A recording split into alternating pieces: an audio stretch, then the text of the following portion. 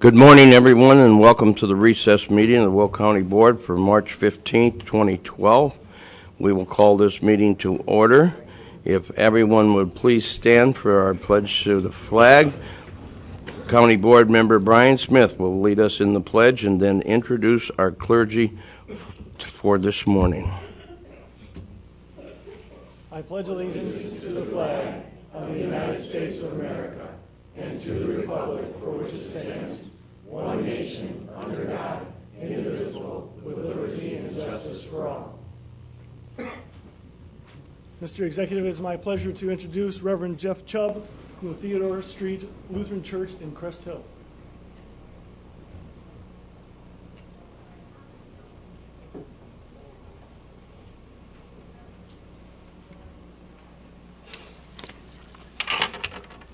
Let us pray. Loving and gracious God, you are indeed the giver of all good gifts, and we come to you as we begin this meeting to seek your wisdom, guidance, courage, and support. Be with us in our deliberations and help us to be wise in the decisions we make for the good of all those who have placed their trust and confidence in our leadership. Give us insight to lead with integrity, that our decisions may reflect what is right and good. Give us a spirit of cooperation. Keep us from short-sightedness and pettiness, and guard us from blind self-interest. When we disagree, help us to listen closely to each other and find the way forward to the best course of action for the good of all. And finally, dear Lord, grant us the humility to seek your will in all we do and say, both in our service here this morning and in all aspects of our daily lives. We ask these things in your name. Amen.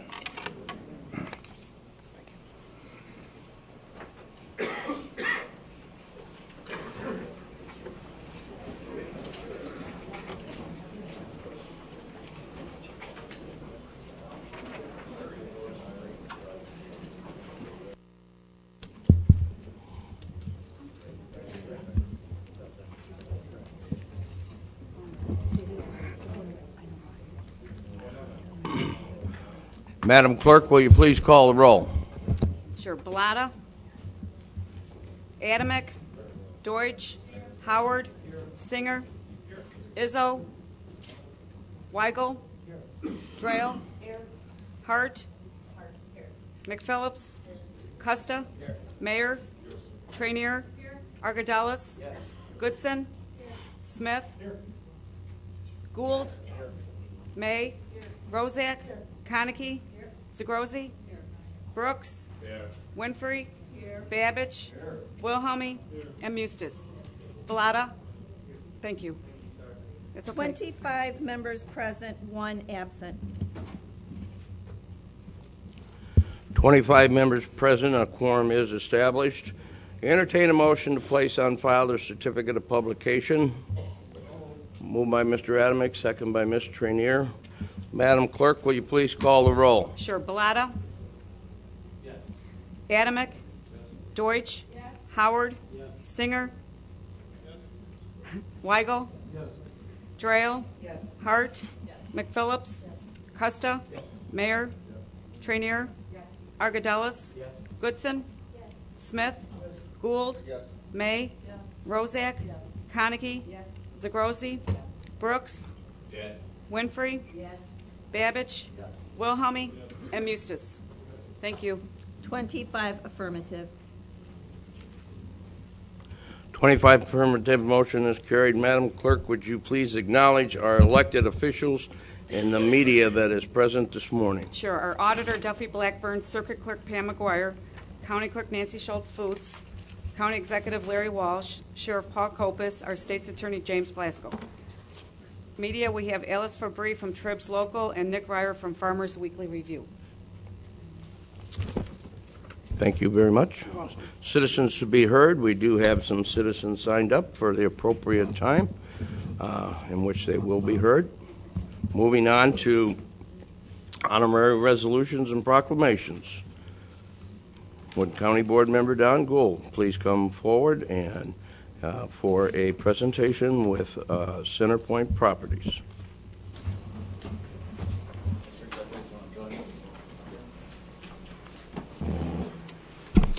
Good morning. Some very good news this morning for the Will County Health Department. I'd like to welcome Mr. Eric Gilbert, who is the Senior Vice President for Centerpoint Properties. Come down, please.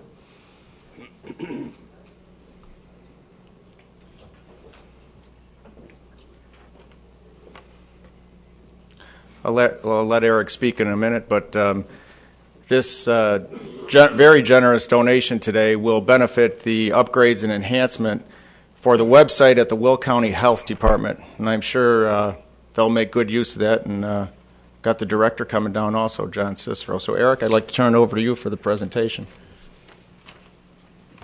Thank you, Don. Centerpoint Properties is pleased to contribute $50,000 to the Will County Health Department to make upgrades to their health department website. Today, Will County offers many services to the residents that benefit health and well-being of our residents. Our hope is that these improvements to the website will attract more residents to use the website and to utilize the services that the county offers. Centerpoint commends the county and the leadership of County Executive Walsh and Lois Mayer, and we are very proud to say we are partners with the county towards this goal. Thank you very much. We appreciate it. Thank you very much. Want to hand that to Mr. Cicero? Thank you. Thank you. Thanks a million, Eric. Wow, There we go. beautiful. Here, let's Turn get it that the right upside- way. There you go, John. Thank you very much. Get over here.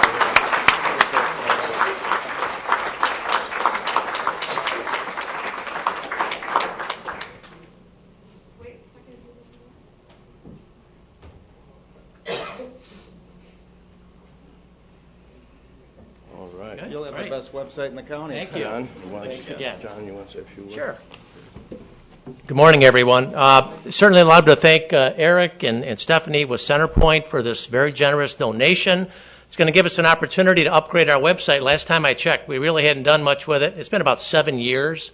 And I guess kind of in technology years, they're kind of like dog years. So we're probably about 50 years behind with respect to what we need to offer. And our website is our number one tool to disseminate information, to get the latest news out to our citizens of Will County. So very appreciative to Executive Walsh and Lois Mayer for seeking this on our behalf. Thanks again. Can't thank you enough. Tell everybody what to make. Thanks, Eric. Thank you. Thank you. I will. Thank you. All right, John, thank you.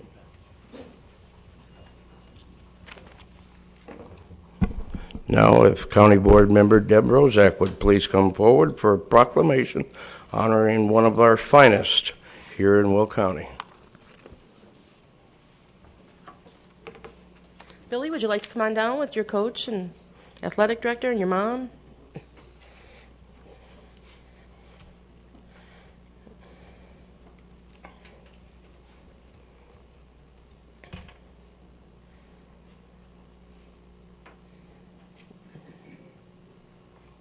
This morning we have Billy Chansey from Reed Custer High School with us.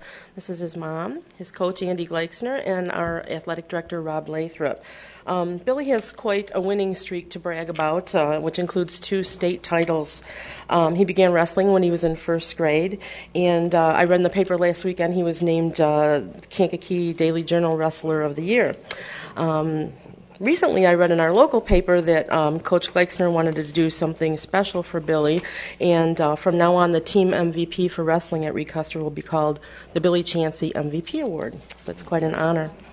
Billy, I'd like to read our proclamation to you. Honoring Reed Custer High School student Billy Chansey, Class 1A State Wrestling Championship. Whereas it is the intent of the Will County Board and the Will County Executive to recognize outstanding achievements of individuals and organizations in Will County.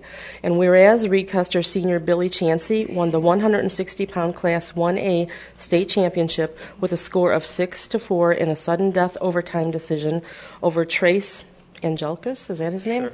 Okay, of Winnebago on February 18th, 2012 in Champaign, Illinois. And whereas Billy Chansey is the school's first wrestler to win back-to-back state championships and the first to have an undefeated senior year. And whereas Billy Chansey also set new school records by winning 59 wrestling matches in a row and earning a career record of 151-18, beating the old mark of 132.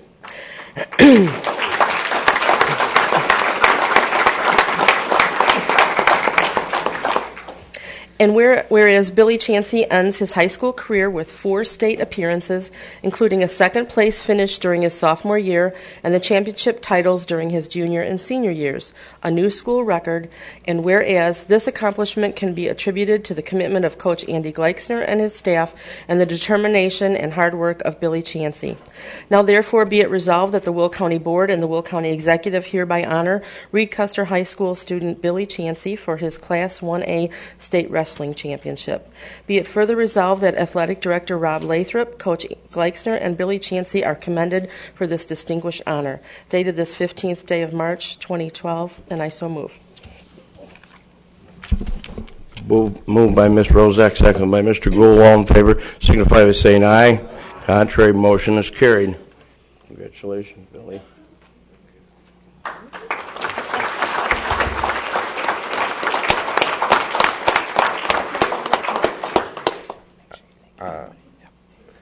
I'm going to college at NIU next year, and I would just like to thank my coaches and family for supporting me through the years, and thank you for inviting me here today.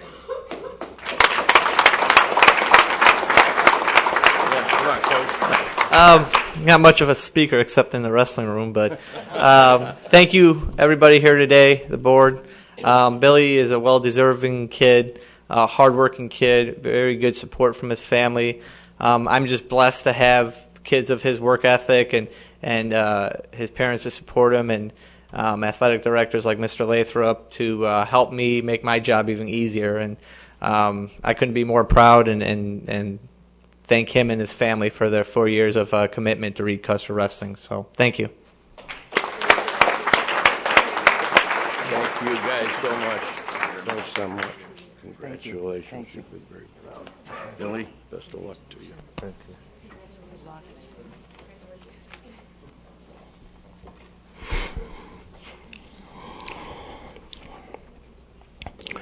Now, County Board Member Tom Weigel will please come forward to recognize our Land Use Department on the receipt of the Public Integrity Award.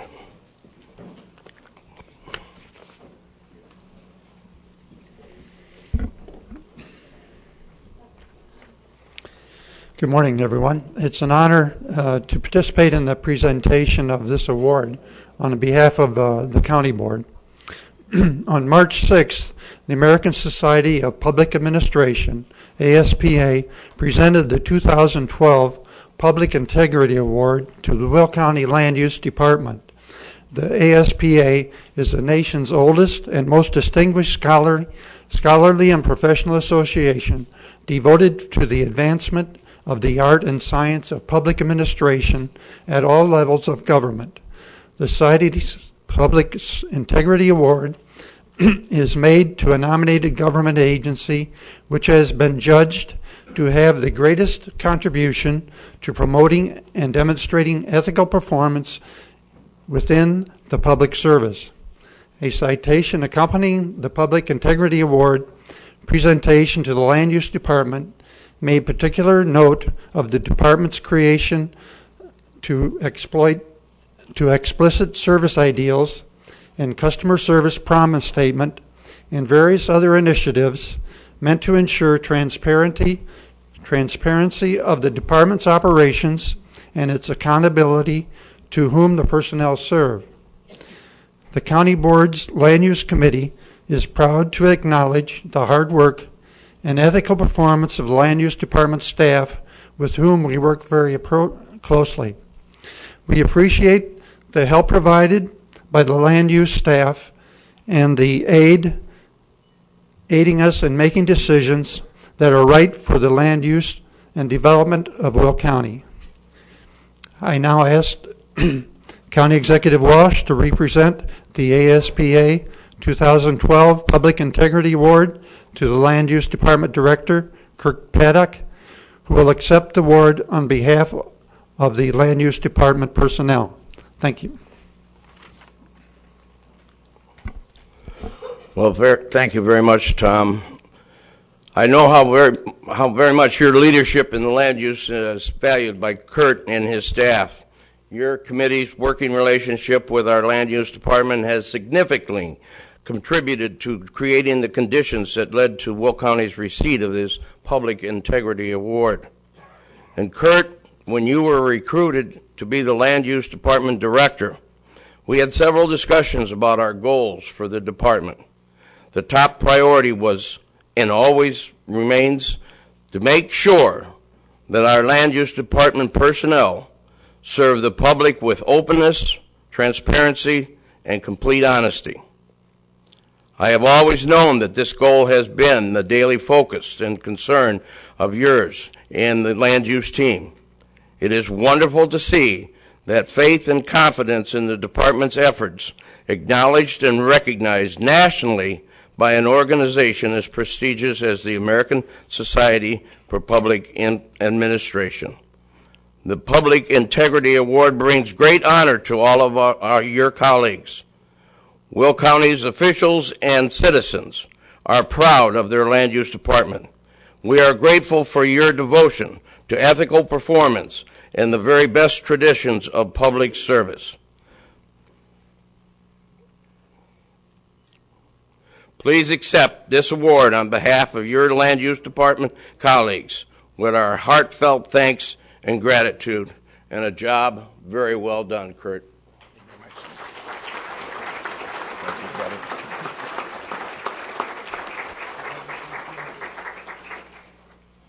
Well, it's with great humility that I want to express my gratitude to Mr. Weigel and County Executive Walsh. This is an award to the Land Use Department. Many of my friends and colleagues from the department who could be away from their duties for a brief time are with us today, and I'd certainly like to ask all of them to stand and be recognized for receipt of this award.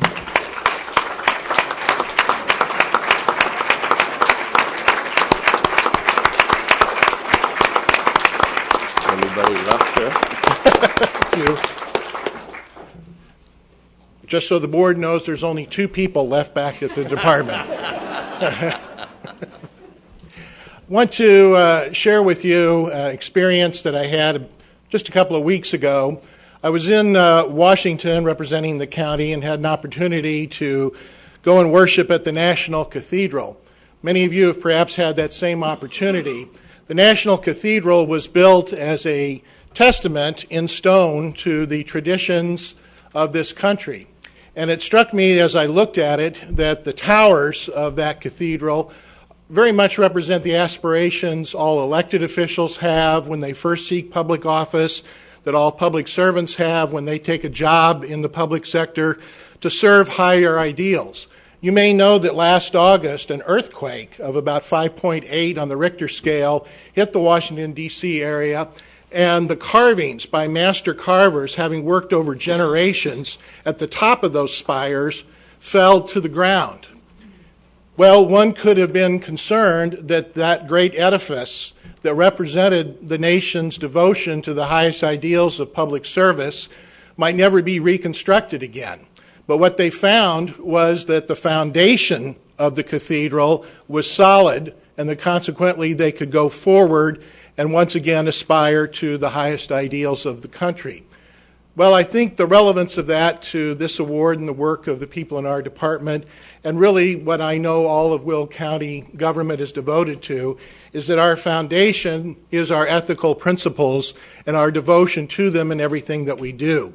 And in adherence to those principles will assure that those towers of aspiration for accomplishment of the highest ideals of public service will always be there for the citizens that we serve. Thank you very much.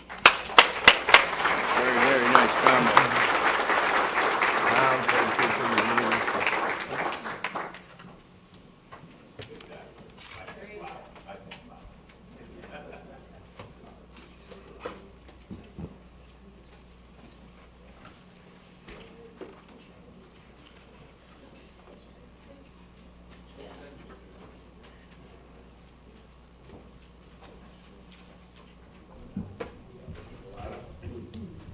Hi, Mr. Executive. I'm sorry. I know it's not on the agenda. It's kind of a last-minute thing. I just wanted to let the board members know and the public know that we once again received the Sunshine Review Award. That's another kudos to the county, and and it's all about transparency.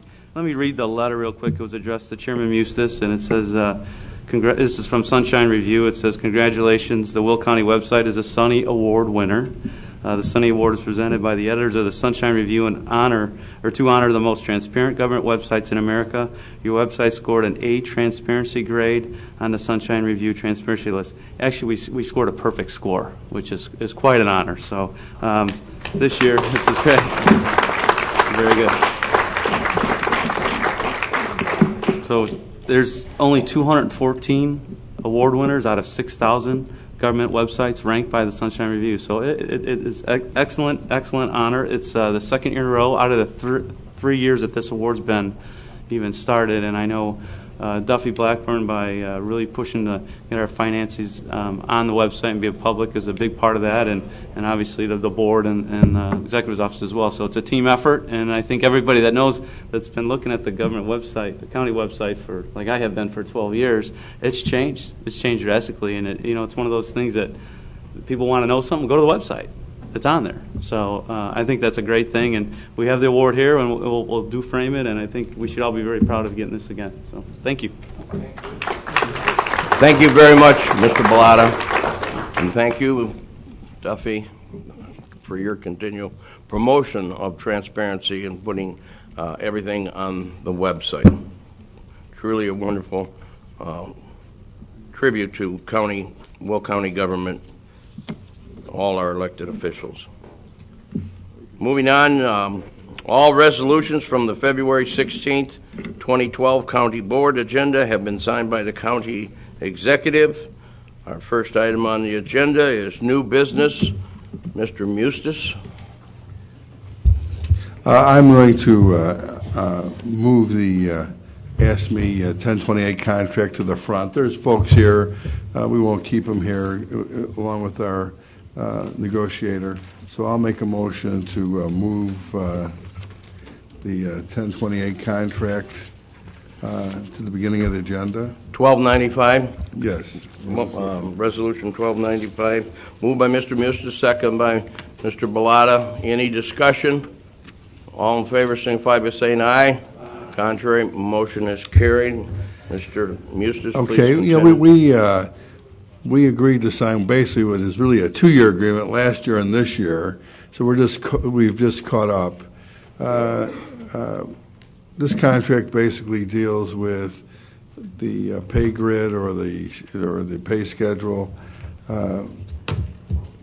It's a modest increase for this group. I think the entire increase is $110,000 for the entire group. We were already contractually obligated to the step movement. So I think this is a good contract to move us forward to really serious negotiations where we're going to negotiate many things, including health care and the pay, and I like to say the pay grids.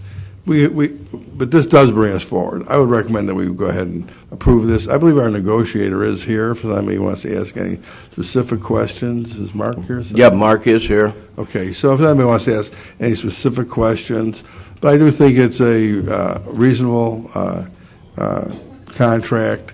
I would also commend ASME for looking at the county's finances, for getting beyond this contract so we can move on to what I believe is going to be much more fruitful negotiations on both sides.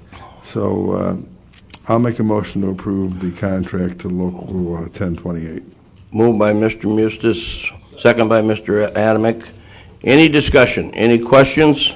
Any questions anyone would like to ask of Mark Bennett? You have a question? Ms. May? I'll just ask Mr. Mustis. So basically we're doing what we did last year where we were asked to honor the contract. It's basically the same thing, isn't it, Jim? This is basically the same thing. There was a little bit of dollars put on the top step. It really didn't go on the top step. There's a one-time payment to those folks who are at the top of the pay scale. but it's not going to go into the STEP plan. The STEP plan we'll negotiate in the next round of negotiations. So the additional money that was put in was for the folks that are at the top of the pay scale. And to answer your question, yes, we were contractually obligated to the STEP plan. So it is primarily what we did last year. Okay. Ms. Konecki? Yes, I need a clarification also, and I'm sure Mr. Moustis can provide it. In terms of what we are and are not contractually obligated to do or to give, the dollars that are being put on the top step, this one-time financial boost to the people at the top, are we contractually obligated to do that? No. Thank you. Ms. Trainier? Jim, I'm guessing that this is like a longevity bonus for people who've been serving us a very long time that don't have an opportunity to move up in the pay scale, or is it a permanent? No, it's not a permanent. It's a one-time payment. Okay. And to answer Kathleen, I didn't answer your question 100% correctly. Out of the money that was put on, this additional money, there was some of that would have been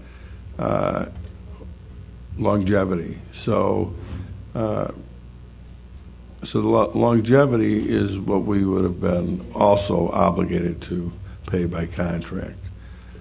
The $110,000 is above and beyond what was contractually needed or obligated.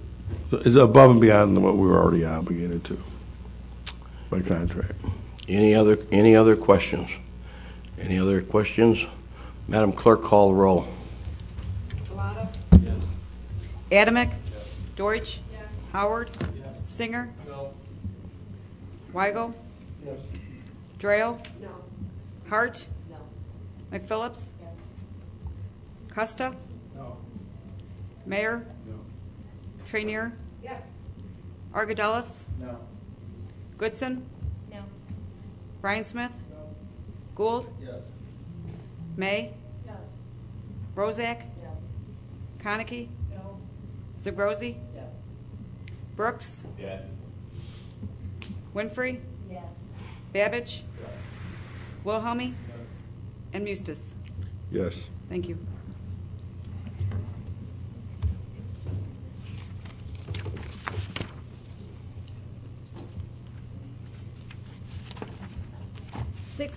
Affirmative, 9 negative.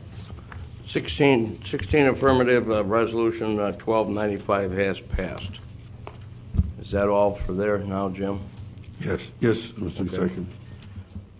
Okay, moving on to our Land Use and Development Committee. Mr. Weigel, Chairman. I make a motion to open the public hearing for all land use cases. Moved by Mr. Weigel, second by Ms. Rozak. Madam Clerk, call the roll, please. Sure. Bellotta, sorry. Bellotta. Adamick? Yes. Deutsch? Howard? Yes. Singer? Weigel? Yes. Drayle? Hart? McPhillips? Costa? Yes. Mayor? Trainier? Yes. Argadelis? Yes. Goodson? Yes. Smith? Yes. Gould? Yes. May? Yes. Rozak? Yes. Konecki? Yes. Zagrozi? Yes. Brooks? Yes. Winfrey? Yes. Babbage? Yes. Wilhelmy? And Mustis? Thank you. 25 affirmative. 25 affirmative. We are in public hearing. Please be advised, absolutely no new evidence or information will be allowed once this land use public hearing is closed. Today, we have cases to be heard. Case 6029-S3V2, case 6031-S, 6032-M, 6041-MV. Now, we have a couple of people that have signed up. And our first person is Steve Baver? Is that correct? Bauer. Bauer, I'm sorry. B-A-U. Bauer. Please come forward, state your name and your address in the case that you are here for.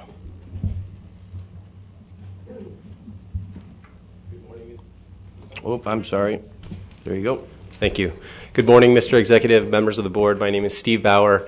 I'm an attorney with the law firm of Ungaretti and Harris and licensed to practice in the state of Illinois. My address is 70 West Madison Street, Suite 3500, Chicago 60602. I'm here today with various representatives of Vulcan Lands, Inc., which is the applicant for the application that's before you. They include Jill Downer, who is its land manager, Kelly Van Koevering to my left, who is its environmental manager, Richard Spry, who is its regional operations manager, and John Carmack, who is the plant manager of the very quarry in question.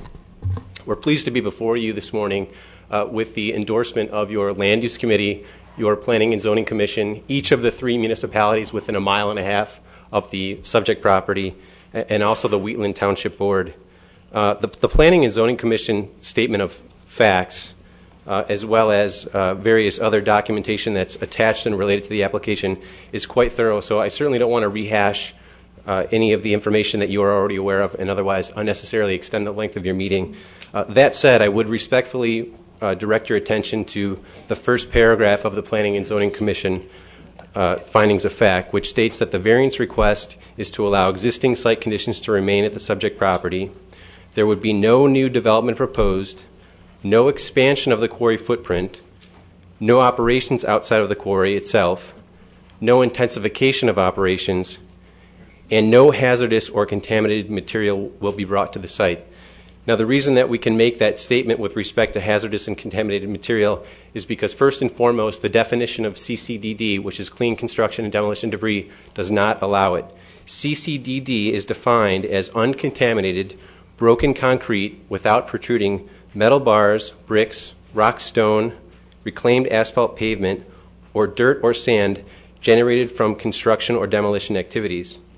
Secondly, we've worked very hard with your land use department to develop conditions of approval that will monitor the operation of this facility, specifically the CCDD portion of the facility, as well as the other portions of the facility for which we are seeking relief today. Thirdly, Vulcan has a very intensive, progressive protective process in place with respect to the CCDD operation particularly.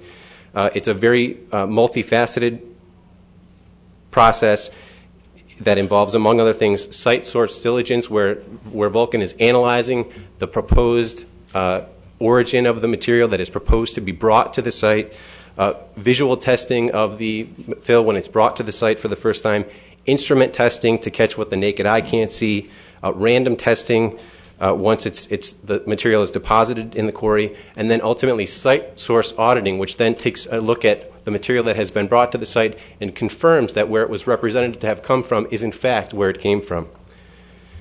That said, as I indicated earlier, we have Kelly Van Koevering here who can address questions of an environmental nature probably to a much greater extent than I can. She is here to address any questions or concerns that you may have. To the extent that you have any questions that are not sufficiently addressed in your estimation, we would respectfully request that the matter be remanded back to your Land Use Committee as you may seem appropriate so that we have the opportunity to address any such outstanding questions. Any questions anyone would like to ask at this time? Any questions? If not, thank you very much. Thank you, Mr. We'll move forward when we go back into regular session. Thank you. Thank you.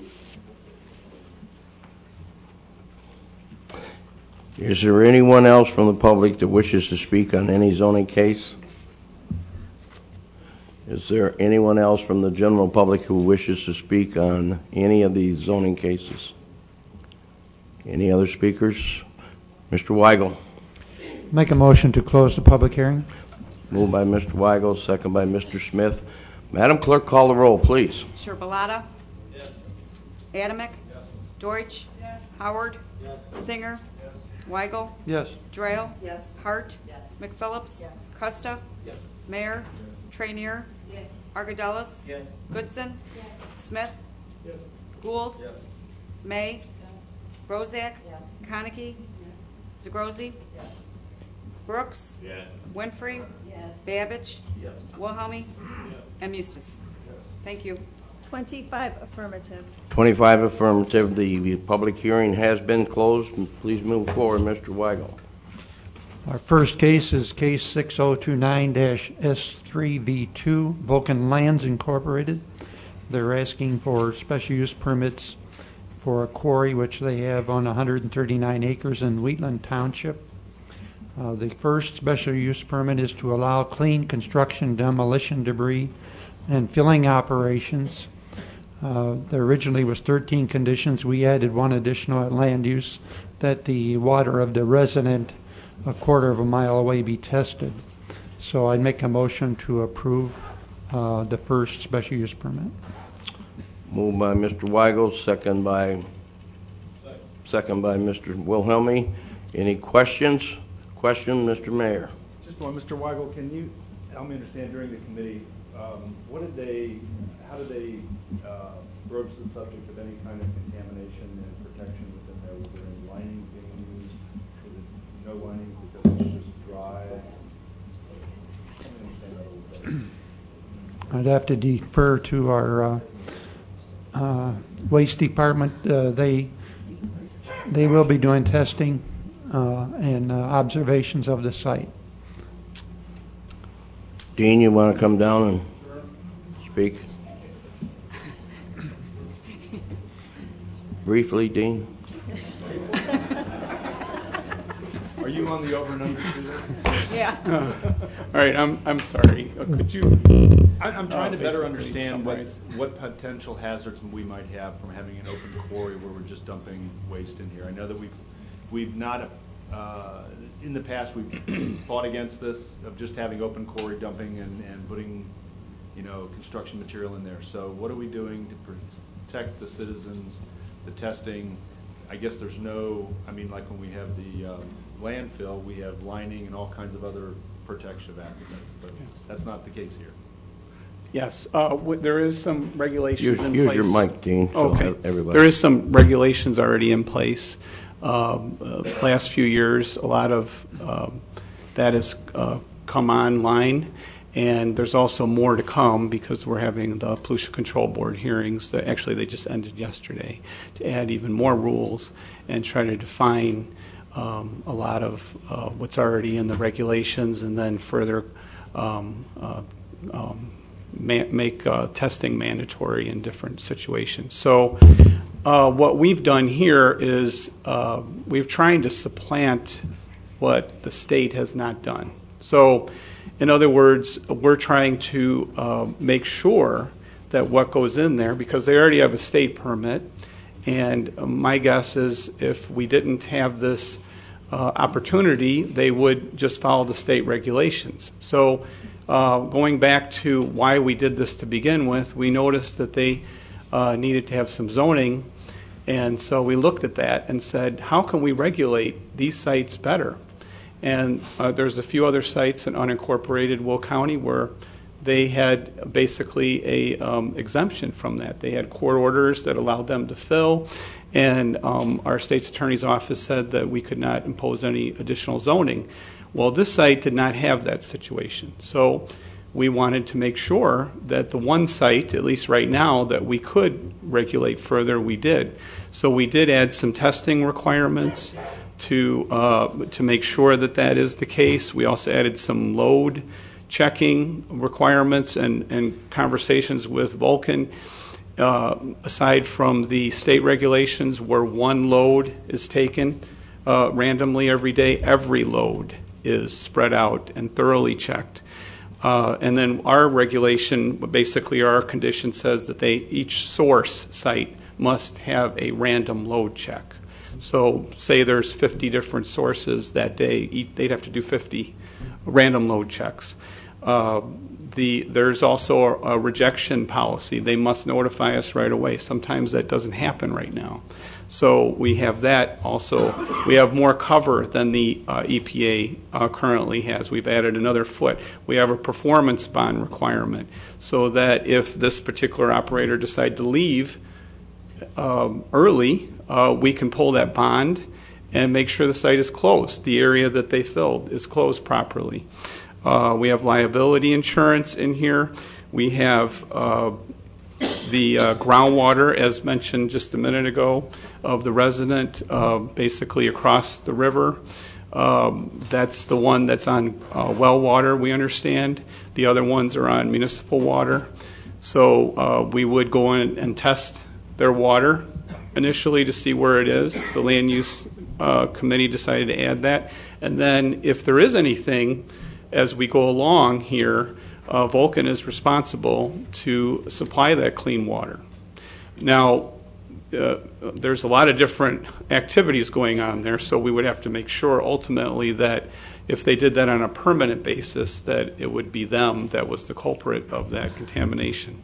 So, we've tried to cover as many bases as we can. Some of these here are more they're kind of supplementing each other, each condition, so we're enhancing, so the next condition might enhance another condition.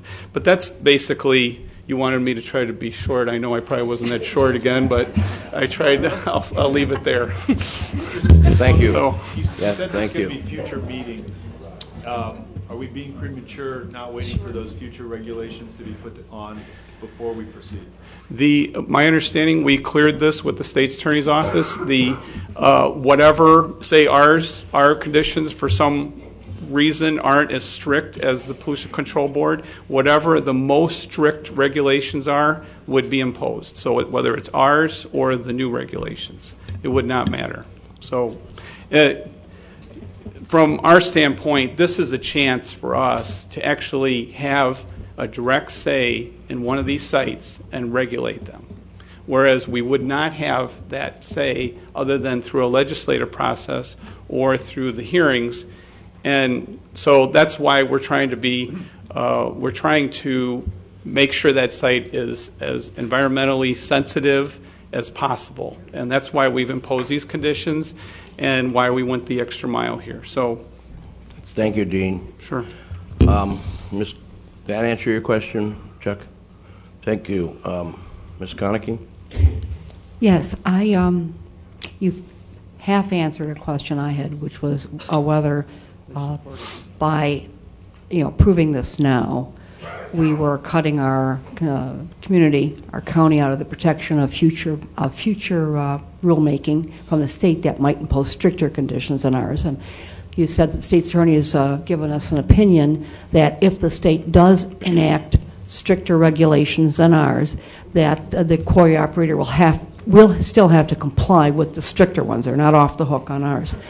But I think at that point, the enforcement would be between the quarry operator and the state, whereas I would still prefer that we have a role in there. I would prefer that there be a condition added that basically says what you've just said is the case anyhow, but by adding it to the special use permit, we then place ourselves in an enforcement capacity for those stricter regulations should they be enacted by the state. I think that should be added as a condition. I don't have the wording for it, but I think it does nothing other than carry out the intent of both sides to this situation, the quarry operator and this county. But I'd rather not be at the mercy of state enforcement mechanisms. I appreciate them. I want them there. I want them operating. But I'd also like to have a handle on it at the local level. So, sure. Thank you. Any other questions? Mr. Howard. Dean, I just have a question. With the enforcement policy that we actually have to provide as a county, is there like a estimated cost on that per year? I mean, because it does cost for us to send somebody out there and check this, that type of stuff. With the budgetary process, I'm just curious how we finance that, where we find that out of. And another question, maybe you can or can't answer. The second part is, the taxing of this. Basically, this was a quarry where they brought the product out. Now they're bringing something in. Is it taxed on a different basis, or how does that work, Dean? Okay. Well, to answer your first question, a couple years ago, there was a law passed about a year and a half ago that allowed counties that had delegation agreements like ours to start inspecting these sites. We did start inspecting them after we got all the permits and applications and such last summer. So we have been inspecting them, but prior to that, to make sure we had some money sort of in the bank to pay for that, we imposed an ordinance, the county here did, and I believe we're the only county in the state that has both of those. So, that's how it's getting funded, basically, and it's just on what goes in there, not what comes out. Mr. Weigel? Eileen was telling me that we have the EPA authority at this site, so we would really need another condition. We have the authority, the state authority, to enforce any new regulations. Is that right? Yeah. Yes. Well, we have the delegation agreement, which allows us to impose any state regulations. Mr. Argadelis, a question did you have? That answered the question. That answered. Thank you. Any other questions? Seeing none, there's Mr. Smith. Hi, I don't have a question, but I do have a strong feeling. I voted yes very, very reluctantly at committee, and thinking about it over the past couple of days. Last year we fought against CCDD, and for it to be called clean construction, I think is wrong to say. And I don't want it in Will County. I don't want it in our quarries. We can put it in other places that are aligned, places that it's there for. And I'm against it today. I will be a no vote on this because of that. Okay. And I want to state the fact that I appreciate what the staff has done, what the staff has come up with conditions-wise and whatnot, but I just don't want it here. Okay. Put it where it belongs. It doesn't belong in our quarries, and so for that reason alone, I'll be a no vote. Thank you, Brian. Any other comments? If not, Madam Clerk, call the roll. Bellotta? Adamick? Deutsch? Howard? Singer? Weigel? Yes. Drayle? Yes. Hart? McPhillips? Costa? Mayor? Trainier? Yes. Argadelis? Goodson? Yes. Brian Smith? No. Gould? Yes. May? Rozak? Yes. Konecki? Zagrozi? Yes. Brooks? Yes. Winfrey? Yes. Babbage? Wilhelmy? And Mustis. Thank you. 24 affirmative, 1 negative. 24 affirmative, 1 negative. Motion is carried. Mr. Weigel, continue. I make a motion to approve a special use permit for this same case for outdoor storage of concrete recycling with outdoor storage of concrete materials and related equipment with 3 conditions. And I so move. Moved by Mr. Weigel, second by Ms. May. Any questions? Previous roll call by Mr. Babbage, second by Mr. Brooks. All in favor signify by saying aye. Aye. Contrary, Mr. Smith, you stay no? Yes. Okay. Next, for the same case, I make a motion to approve a special use permit for floodplain development with 1 condition. Moved by Mr. Weigel, second by Ms. Trainier. Any questions? Previous roll call by Ms. Winfrey, second by Mr. Wilhelmy. All in favor signify by saying aye. Aye. Contrary, motion is carried. Next case is 6031-S. This is Frankfurt Square Park District. They're asking for a special use permit for sale and consumption of alcohol with accessory use in an existing golf course with 2 conditions. This is in Frankfurt Township. Committee recommends approval, and I so move. Moved by Mr. Weigel, second by Mr. Costa. Any questions? Previous roll by Mr. Howard, second by Mr. Brooks. All in favor signify by saying aye. Aye. Contrary, motion is carried.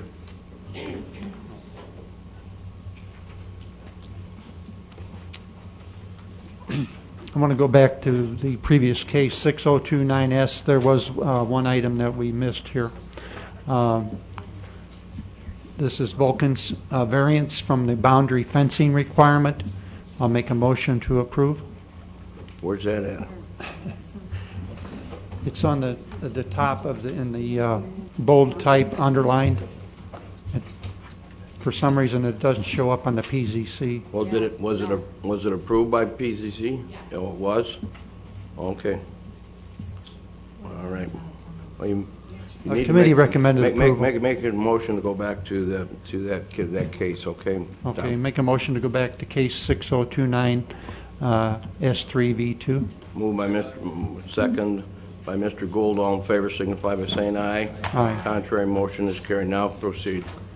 I'll make a motion for a variance for the boundary fence requirement. This was recommended by the committee, and I so move. Moved by Mr. Weigel, second by Mr. Gould. Everybody understand? Any questions? Previous roll call by Ms. May, second by Ms. Rozak. All in favor signify by saying aye. Aye. Contrary motion has carried. Next case 6032M. This is a zoning map amendment from R1 to R2 in New Lenox Township. This is to create a 3-lot subdivision. Committee recommends approval, and I so move. Moved by Mr. Weigel, second by Mr. Mayor. Any questions? Previous roll call by Mr. Gould, second by Ms. May. All in favor signify by saying aye. Aye. Contrary motion is carried. Next case 6041 MV. This is a zoning map amendment from A2 to A1. This is in Manhattan Township. Your write-up on the agenda says Troy Township. It should be Manhattan Township. I'll make a motion to approve. Motion to approve the map amendment, Tom? Is that Yes, from A2 to A1. A2. Moved by Mr. Weigel, second by Ms. May. Any questions? Previous roll by Mr. Babbage, second by Ms. Deutsch. All in favor signify by saying aye. Aye. Contrary motion is carried. On that same case is a variance for 10 acres, from 10 acres to 6.48 acres. This is because there's a residence on the one site. Committee recommends approval, and I so move. Moved by Mr. Weigel, second by Ms. Goodson. Any questions? Previous roll call by Mr. Mayor, second by Mr. Ailes. All in favor signify by saying aye. Contrary motion is carried. That's all the zoning cases. We go to the land use resolutions. The first resolution, 12-53, was tabled by the committee, so we don't need to hear that today.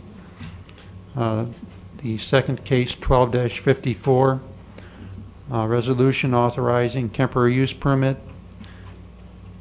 for storage of 4 trailers bolted together for storage of goods. This was in Wheatland Township Industrial Park. It was found not to be in compliance, so we're giving them an allowance for temporary use until July 10, 2012. The committee recommends approval, and I so move. Moved by Mr. Weigel, second by Ms. Trenier. Any questions? Previous roll call by Mr. Brooks, second by Ms. Rozak. All in favor signify by saying aye. Aye. Contrary motion is carried. Next, resolution 12-55, authorizing temporary use permit, Boughton Materials for crushed and screen concrete. This is an Naperville site with 2 conditions. They have 18 or until April 30th to do the crushing and 18 months to remove the materials from the site. Committee recommends approval, and I so move. Moved by Mr. Weigel, second by Mr. Costa. Any questions? Previous roll by Mr. Adam, second by Mr. Brooks. All in favor signify by saying aye. Aye. Contrary motion has carried. Next case, a resolution 12-56, authorizing temporary use permit for Vulcan Lands to keep a trailer on the property for storage and maintenance of mine rescue equipment with 2 conditions. One condition is to keep the trailer on site for 179 days until a building is constructed. This was the condition that we added. Committee recommends approval, and I so move. Moved by Mr. Weigel, second by Ms. McPhillips. Any questions? Previous roll call by Ms. Hart, second by Mr. Gould. All in favor signify by saying aye. Contrary motion has carried. The next resolution, 12-57, authorizing temporary use permit for Galaxy Soccer Club for Ultimate Frisbee Tournament in Plainfield. There's various dates throughout the year with 7 conditions. We did add one condition, the 7th condition, that they comply with the Plainfield Fire Department requirements. Committee recommends approval, and I so move. Moved by Mr. Weigel, second by Mr. Brooks. Previous roll by Mr. Adamick, second by Mr. Howard. All in favor signify by saying aye. Aye. Contrary motion has carried. Next resolution, 12-58, resolution confirming award of contract and funding to Moonlight Estates subdivision completion project. J. Rust Company will be doing the completion. We pulled their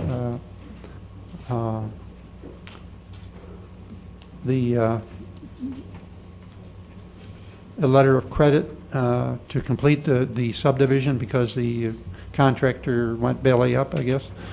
Committee recommends approval. This is a low bidder, Rust Company. Committee. Sorry about that. That's all right. Recommends. Tell it like it is, Tom. Committee recommends approval, and I so move. Moved by Mr. Weigel, second by Mr. Gould. Any questions?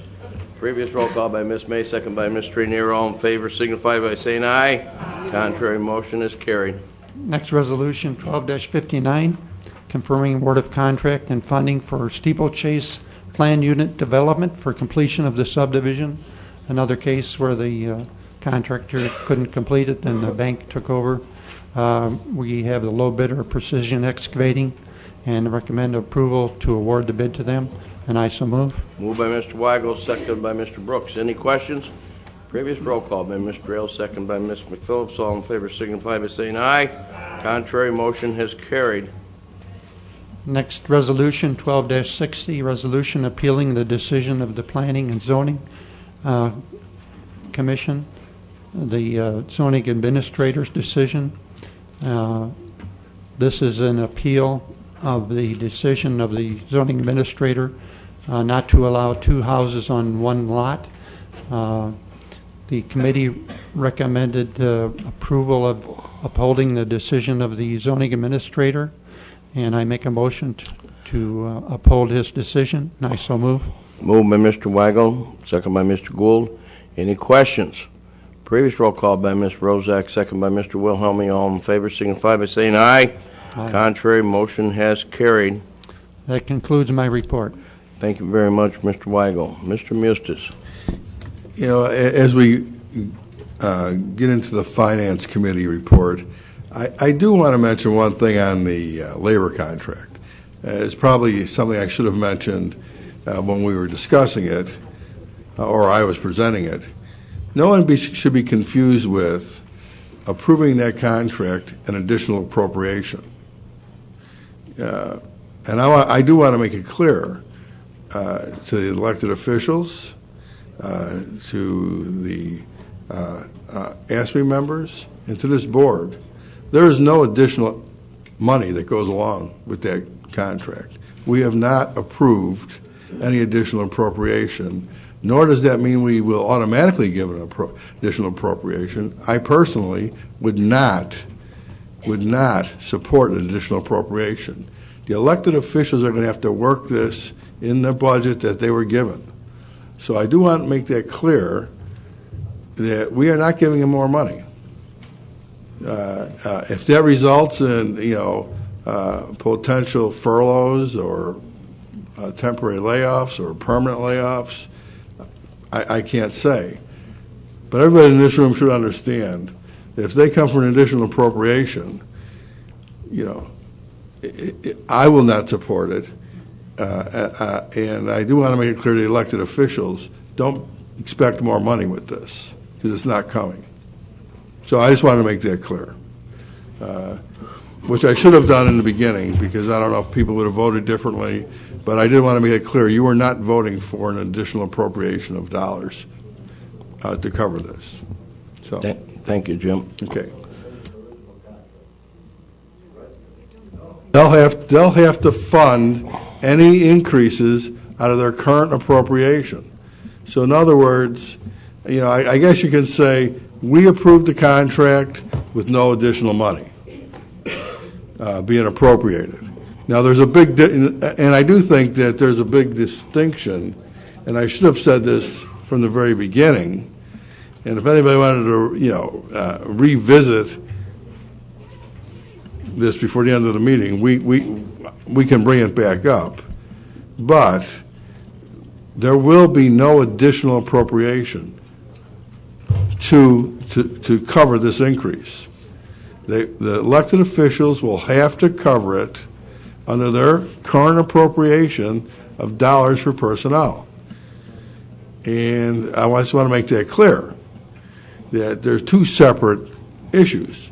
Now, I'm not saying that elected officials might not come and ask for an additional appropriation, but they should not expect it. Nor is that what we voted on today. We did not vote on giving more money in the budget. So I don't know if I'm making that clear enough. I should have made that clear when we were discussing it. But if anyone wants to, there's no money that goes with that. So interpret it the way you want. Basically, we approved a contract with a 1.5% increase in it, and there is no additional appropriation. I might also add, the board did not give an additional appropriation for the pay plan either. The board approved personnel appropriations that were basically the same level as 2011, with some exception that we did include a handful of new hires for like IT, which was sorely needed. We did approve, even though we didn't do the appropriation, we approved the positions for IT and correction officers, which could result in them coming back for additional appropriation for those new hires. But I did want to make it clear that we are not appropriating any dollars to cover this. So there is no increase in dollars. Ms. Konecki? Yeah. Mr. Mustis, how would you answer a constituent who said, well, if that's the case, then what I'm going to conclude is that perhaps you appropriated too much money to begin with into these departmental budgets. If there's enough money in there to give a 1.5% increase, then there was too much money in there to begin with. How would you answer that? I would say that is not the case. That the appropriation that was given was at a 2011 level, and there's a number of things that occur, and there's a number of ways that elected officials manage that. They leave vacant positions for a period of time, perhaps. They don't hire. They furlough.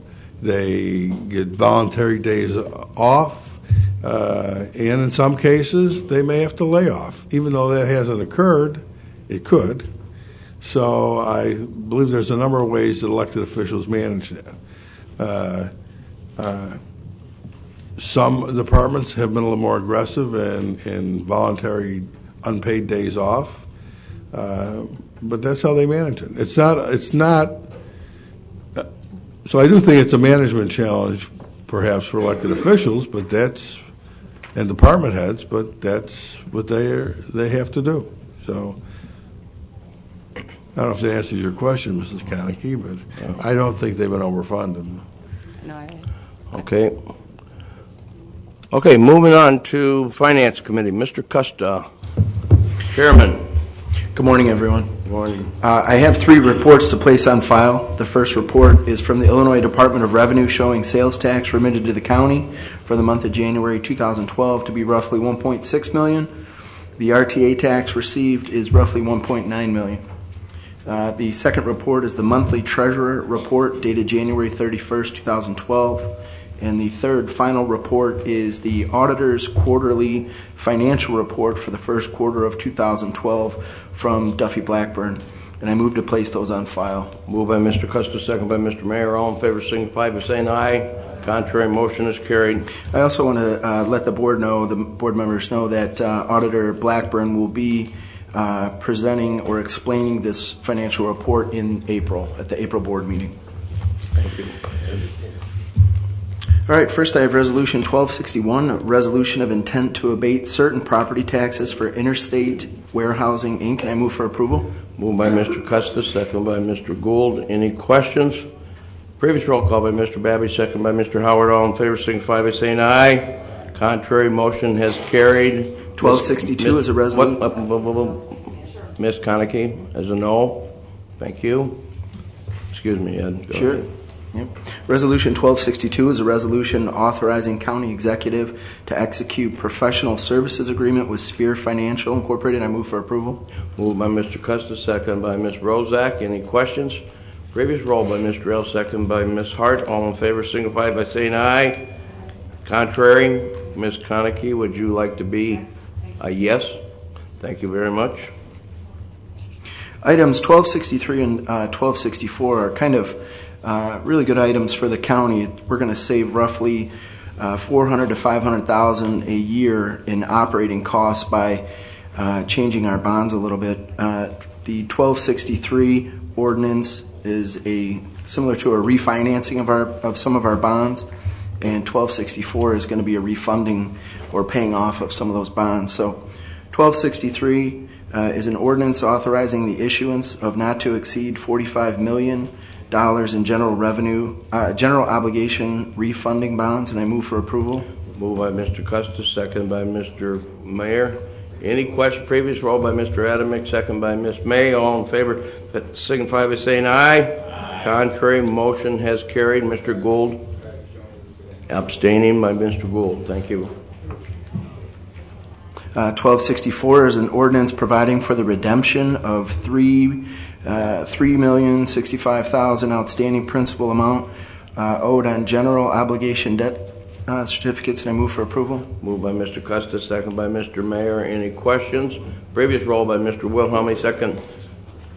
Really a quick comment on that, because I think Ed alluded to this, but we all should be extremely proud of this, because this is like paying off that car loan and doing it early, so that we don't have to have all those other interest debts and stuff after that. So we should be very happy with being able to get this done.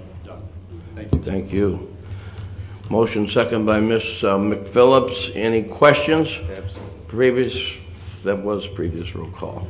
All in favor signify by saying aye. Aye. Contrary, are you a yes, Don? Okay, thank you very much. And briefly, next year's budget, which we're going to be getting into pretty quick, in the summer, it's going to be pretty much the same as 2012. I don't think we're out of the woods yet, so this will add roughly a $500,000 cushion into that, so it might ease things just a tad bit. The next resolution is 1265, a resolution authorizing the county executive to execute necessary documents for delinquent tax program, and I move for approval. Moved by Mr. Custis, second by Ms. Trainier. Any questions? Previous roll by Ms. Hart, second by Ms. May. All in favor signify by saying aye. Contrary, motion is carried. 1266 is a resolution transferring appropriations within Sheriff's restricted budget, and I move for approval. Moved by Mr. Custis, second by Mr. Brooks. Any questions?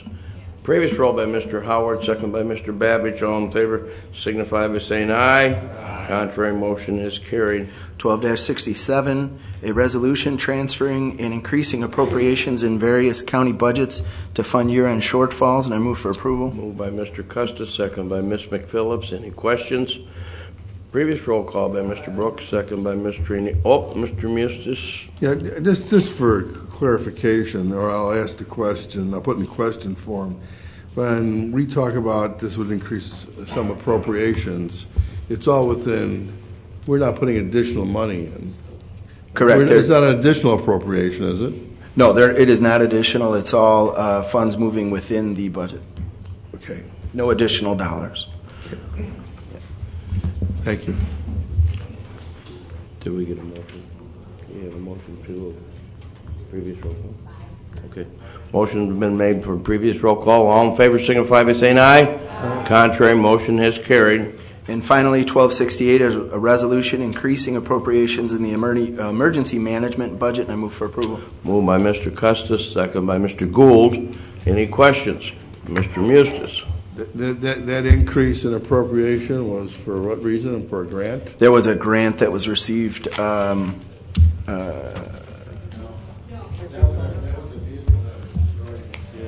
Yeah, right. No. Cover some insurance money from that as well. Is it transfer within the emergency management budget? Transfer within, replace that vehicle. One question at a time. Let me find my notes. Paul. I can't. Well, find my here's notes. Harold, Mr. Dameron, would you come down? It's the accident that happened, and That's not a good way to start. no.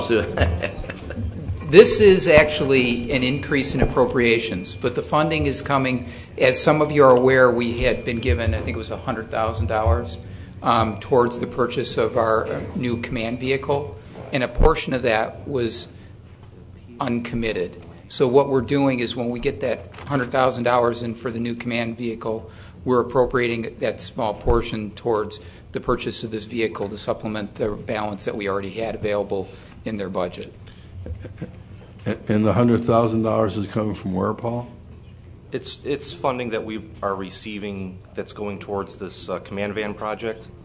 It's coming from a private company that's contributing toward the vehicle, and then this funding is being used to replace a vehicle that was just involved in an accident. So we're just appropriating the funds to make the purchase. These are not tax dollars. This is a donation of some sort? That's correct. It's not tax dollars. And also, I'm sorry, go ahead. The funding's coming from a private sector donor? Right. This is money that was contributed toward this project by a company. Actually, the funding's been available for several years waiting for this project to come along. Okay. Also, approximately a quarter of the cost of the replacement vehicle is being covered by insurance recovery from the loss of the old vehicle. So it's a donation and insurance payment? Correct. Okay. Any other questions for Harold or Paul? Thank you very much. So we have a motion, and we do not. Gould seconded. Okay. Motion for previous roll call by Mr. Howard, second by Mr. Brooks. All in favor signify by saying aye. Aye. Contrary, motion is carried. That concludes my report. Thank you very much, Ed. All right, moving on to Public Works and Transportation Committee. Mr. Bellotta, Chairman. Oh, yep. I don't know. Nobody made any motion to do that. Mr. Weigel, do we need to address an issue? Yes. Okay, well then we'll hold off on Mr. Bellotta. You sit on the bench for a little while longer. I'd like to go back to land use agenda. Our last resolution that we approve upholding the decision of the zoning administrator, apparently the resolution doesn't read that way. It says that we would allow the special use permit. So we need to reconsider that resolution 12-60 and then vote no on it. So. Well, let's make a motion to go back to reconsider resolution 1260. Is that correct? Yes, I'll make that motion. Moved by Mr. Weigel to reconsider 1260. Second by Mr. Gould. Okay, now Mr. Weigel, explain what we did or didn't do. The resolution isn't written the way that I had presented it. The resolution is to approve the special use permit for the party to have two houses on one lot, and we don't want to do that. We want to uphold the decision of the zoning administrator denying a special use permit. So I need to make a motion to approve again, but we'll be voting no against this resolution. Mr. Du Bois has a comment or question. David? Yes, just for a little clarification, the The request is to approve the appeal of my decision, not actually approving the special use permit. So the motion would be to approve the appeal. If you vote no, then you're denying the appeal. Okay. Okay. So is the situation that you granted something and that we should not have granted it, and we are appealing that? No, the other way around? Yes. Come on down, Dave. We're sustaining your appeal.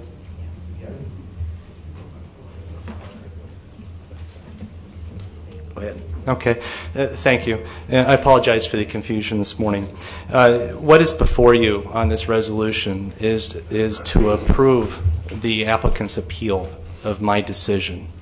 And the motion be to approve the appeal under this resolution. And if you vote no, you're denying the appeal, which in essence is upholding my decision, which is your previous intent. Mr. Gould? Just for the record, Mr. Weigel did make it clear for the record earlier that a yes vote was a vote to uphold the decision of the zoning administrator, and it was his decision to deny. So that's why I think we voted in the affirmative. But I understand that they want to frame it in the negative, but that was how the question was presented. The intent from the board and the vote showed that they were supportive. Exactly. They were supportive of upholding the zoning administrator's decision to deny. That's right. That's right. Yep. Okay. It's just that the resolution says different. Yep. Yeah, we'll just go the easy route. Mr. Argadelis, did you have a question? No, I think it was mentioned though. Okay. That land use supported the decision of Mr. Du Bois, and therefore our position was unanimous to deny the appeal. Right. Okay, Ms. Drayle. What happens to there are two homes on the property? What happens if this is denied? The applicant must follow the ordinance requirements and move the second home. He has other options as well, which were provided to him, which was to either A, rezone and subdivide, or annex to the Village of Frankfort. Rezone, subdivide, or Annex to the Village of Frankfort. which property? And pull your microphone, so that's why we have them. I don't want anybody to hear me. Well, nobody is. I believe there are approximately 10 acres. Is that correct, Mike? 23 acres, I'm sorry. For two homes. Any other questions for Mr. Du Bois?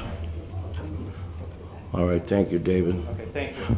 Okay, now Mr. Weigel has made a motion, and have we had a second on that motion? We need a second on Mr. Weigel's motion, so Ms.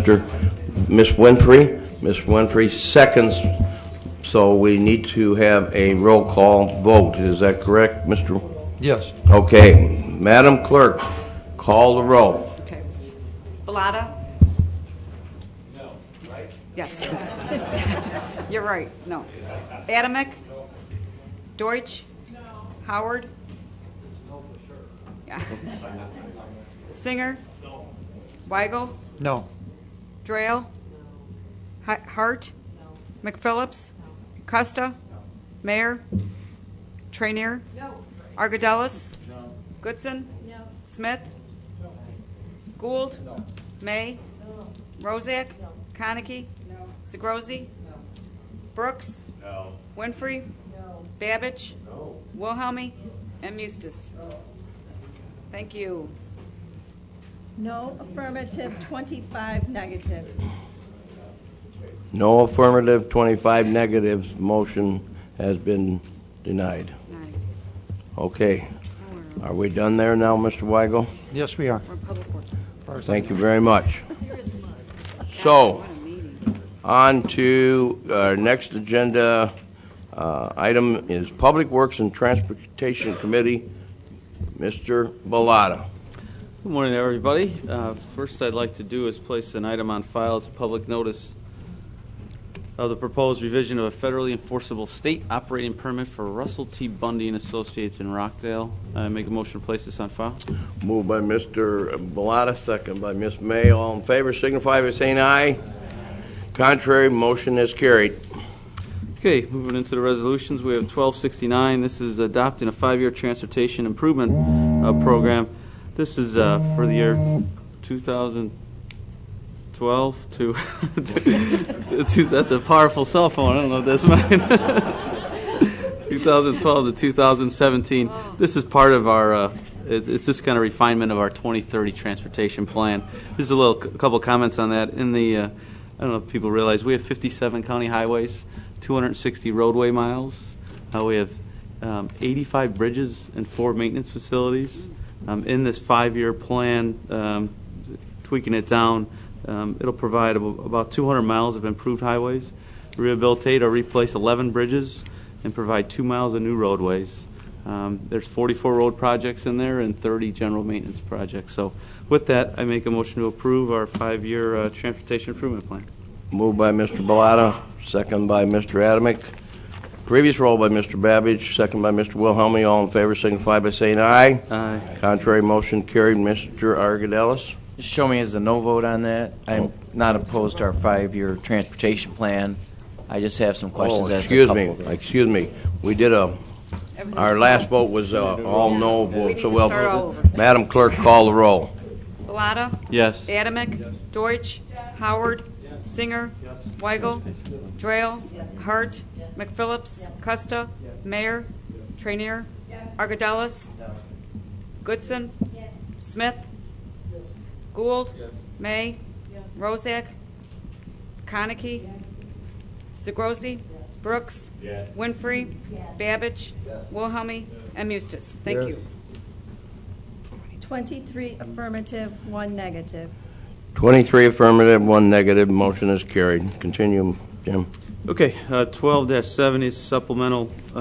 This is for a resolution for supplemental improvements for repairs of our Moni maintenance facility, and I so moved. Moved by Mr. Bellotta, second by Mr. Brooks. Any questions? Previous roll by Mr. McPhillips, second by Ms.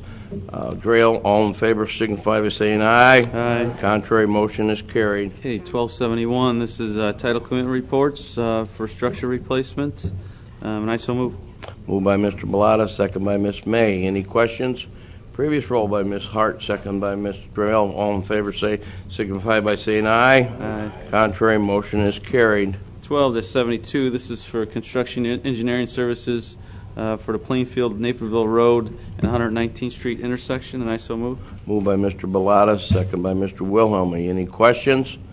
Previous roll by Mr. Smith, second by Mr. Mayor. All in favor signify by saying aye. Aye. Contrary, motion is carried. 12-70. Ms. Rozak, would you like to be a yes on this? Thank you very much. 12-73. This is an IDOT County joint agreement for improvements on Black Road over to the DuPage River. It's a standard IDOT joint agreement with for Phase 2 design services. It's an 80% federally funded project, and I so move. Moved by Mr. Bellotta, second by Ms. Goodson. Any questions? Previous roll by Mr. Trainier, second by Mr. Adamick. All in favor signify by saying aye. Aye. Contrary, motion is carried.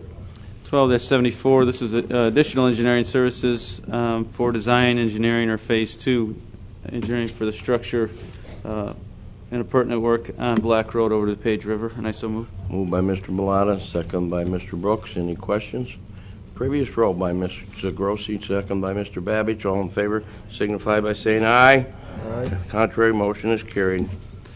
12-75. This is for professional services supplemental agreement for Phase 2 engineering work at Plainfield Naperville Road and 119th Street, and I so move. Moved by Mr. Bellotta, second by Mr. Gould. Any questions? Previous roll by Mr. Smith, second by Mr. Mayor. All in favor signify by saying aye. Aye. Contrary, motion has carried. And next is professional, or 12-76. I'm sorry, this is professional services engineering. This is for design work for the intersection of Bell Road and 143rd Street in Homer Glen. Then I so move. Moved by Mr. Bellotta, second by Ms. Zagrosi. Previous roll by Ms. Konecki, second by Ms. Rozak. All in favor signify by saying aye. Aye. Contrary, motion carried. A little comment on that 1276. We've been awarded our largest CMAQ award, which is Construction Mitigation Air Quality, for the construction of that, an amount of $10.8 million. So Hats off to the engineering staff that applied for that, and that'll be great. It's going to be a very expensive project for right-of-way acquisitions, but that's a great start. So, moving on to 1277. This is approval of professional services agreement for right-of-way appraisals for several parcels along Manhattan Arsenal Road, and I so move. Moved by Mr. Bellotta, second by Ms. Rozak. Any questions? Previous roll call by Mr. Babbage, second by Ms. Winfrey. All in favor signify by saying aye. Aye. Contrary, motion is carried. 12-78, this is professional services agreement for right-of-way negotiation services, and I so move. Moved by Mr. Bellotta, second by Ms. May. Any questions? Previous roll call by Ms. Rozak, second by Mr. Gould. All in favor signify by saying aye. Contrary, motion is carried. Next, 1279, it's an intergovernmental agreement with Will County and the Village of Frankfort for traffic signals and maintenance agreements at the intersection of Laraway Road and Center Street, and I so move. Moved by Mr. Bellotta, second by Mr. Howard.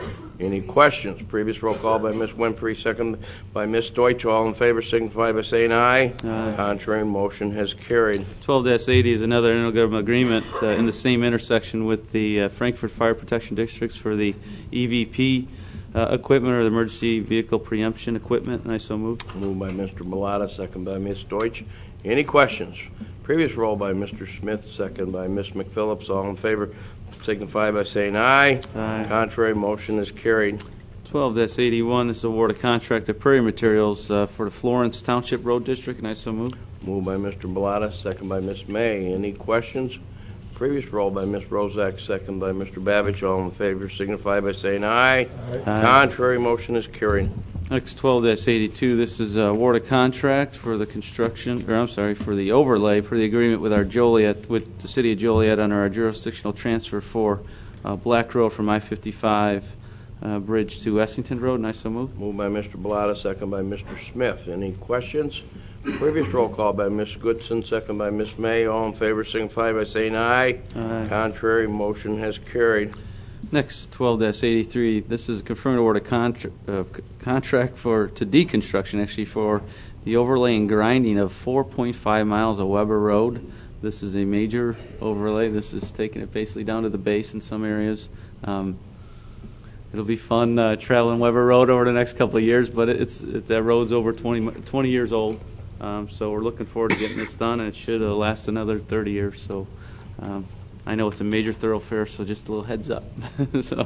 And I so move. Moved by Mr. Bellotta, second by Mr. Babbage. Any questions? Previous roll by Mr. Adamick, second by Ms. Trainier. All in favor signify by saying aye. Aye. Contrary, motion has carried. Okay, 12-84, this is a confirmed award of contract to Preform Traffic Control Systems. This is for our annual countywide striping program, and I so move. Moved by Mr. Bellotta, second by Ms. Winfrey. Any questions? Previous roll by Mr. Gould, second by Mr. Brooks. All in favor signify by saying aye. Aye. Contrary, motion is carried. 12-85, this is allocate motor fuel tax funds in the amount of $550,000 to pay for the Resolution 1284 for the striping. I so move. Moved by Mr. Bellotta, second by Mr. Adamick. Previous roll by Mr. Babbage, second by Mr. Howard. All in favor signify by saying aye. Aye. Contrary, motion has carried. Just a couple of little comments. Plainfield and Naperville Road, 119th Street intersection, big project going on. The IDOT is doing the bid letting on that. They did it on March 9th, actually, and also the Weber and Renwick Road. I know we've all been watching that project. It has moved forward rather quickly with the steps that we took to be proactive in doing that. So I thank the board for that, and we're going to get that started this year. So it's exciting. So thank you very much. Thank you, Jim. Next, Judicial Committee, Ms. Trail, Chairperson. Good morning, everyone. Good morning, No Ann. resolutions to present, but I do have a couple of announcements. Would like to remind the ladies of the county board that next month we will have our second formal meeting of the female caucus. We have two speakers who have been invited to come in and have responded in the affirmative. Hopefully it will not take us longer than an hour and 10 minutes, but looking forward to having everybody there. Second announcement is that on your desk, since this is a county office, I feel okay to promote the event. We have men who cook It is by the Will County State's Attorney's Office. It is there to benefit the Children's Advocacy Center. Please do attend. It is a great event. There are many, many, many, many men who give of their cooking talents. Maybe some of them shouldn't be there, but they do try. And the sheriff does hand out Tums afterwards.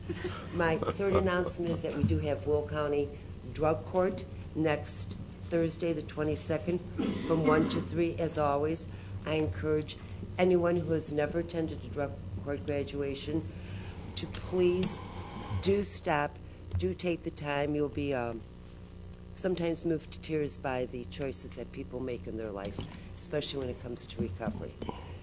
That's all I have. Thank you very much. Thank you, Ann. Next, we move on to Public Health and Safety Committee. Mr. Gould, Chairman. Good morning, Mr. Executive. Good morning, Don. Board members. Resolution 12-86, a resolution appropriating grant funds in the Health Department budget, and I move for approval. Moved by Mr. Gould, second by Mr. Neer. Any questions? Previous roll by Mr. Wilhelmy, second by Mr. Babbage. All in favor signify by saying aye. Aye. Contrary motion is carried. Resolution 1287, a resolution renewing a contract for chiller maintenance at Sunny Hill Nursing Home, and I move for approval. Moved by Mr. Gould, second by Ms. May. Any questions? Previous roll by Mr. Smith, second by Ms. McPhillips. All in favor signify by saying aye. Aye. Contrary motion has carried. I have Resolution 12-88, a resolution awarding a bid for soft goods at Sunny Hill Nursing Home, and I move for approval. Moved by Mr. Gould, second by Mr. Brooks. Any questions? Previous roll by Mr. Adamick, second by Mr. Argadelis. All in favor signify by saying aye. Aye. Contrary motion has carried. Just to let you know that next month the committee will be meeting in Plainfield. They'll be touring the Westcom PSAP facility. So if anyone's interested, the staff can give members directions if they'd like to go on that tour. Very good, Don. Thank you. Very good. Thank you. Next, we move on to Legislative and Policy Committee. Ms. Goodson, Chairperson. Good morning, Mr. Executive Good and fellow morning. county board members. I have just one resolution today. This was remanded back to our committee last month to just give us an opportunity to look at it in more detail. And I apologize that it is just on your desk today because it is a rather lengthy document, but our committee just met on Tuesday. I think that's our turn on the calendar to always be the last meeting just before the county board. But many of our priorities are very similar to the ones that they have been in the past. This is the second year that the federal government has decided there will not be any earmarks. And so our focus has been to look at reauthorization of many programs that have been successful in Will County and continue to work with our legislators as well as their staff members and the various agencies to forward our federal agenda. Just to briefly review it, the surface transportation authorization has always been a priority. This was last authorized in 2008, and since that time there's been approximately 8 short extensions. This is set to expire on March 31st, and there has been a number of bills introduced, but currently there is a Senate bill that is moving forward. It is for a 2-year authorization at approximately $109 billion. It has passed the Senate. It is to be addressed in Congress, hopefully this week or next, and I guess it remains to be seen at this point whether or not it will be passed, but it's something that's very important to the county. Among the items that are funded from this include freight good movement. Our multimodal transportation would receive funding out of this program, as well as high-speed rail. And as you know, the movement of freight is very important to Will County as we continue to see our intermodals expand and do well. The Water Resource Development Act is also among those to be reauthorized. We're asking for reauthorization. It was last authorized in 2007, and it traditionally receives authorization every 2 to 3 years. The funds have been used in Will County to conduct studies which help us to identify and correct problems with water issues such as the DuPage River, Prairie Creek watershed, and the Des Plaines River. The Workforce Investment Act is also an act that is reauthorized, or that we'd like to be reauthorized. The last time that this was reauthorized was 2003. This, of course, as we know, provides job training and education programs specific to our area and the industries that we need employees for in the area.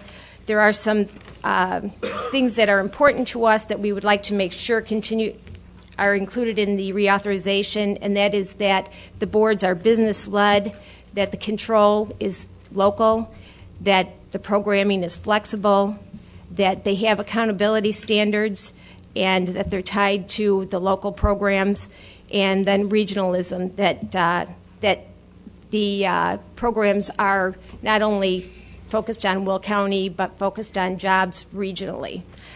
There has been some push to combine boards on the federal level, to combine local boards, and we just hope to maintain those priorities when it comes to any board. As you can see, we've been very successful with our Workforce Investment Board. The Department of Homeland Security authorization bill, in particular, what we have focused on in the past is the UASI, the Urban Area Security Initiative. This is, we have a number of businesses in the area, our nuke plants, our oil refinery, our waterways that potentially could be a target of terrorist activity, and we need to make sure that we have funding to continue to conduct our homeland security efforts. And unfortunately, it's not been seen as a priority that Will County receive its own funding, and consequently, we're included in an area where all of our funding goes to Cook County. We've repeatedly asked that we receive funding directly, as Cook County does not direct any of those funds towards us.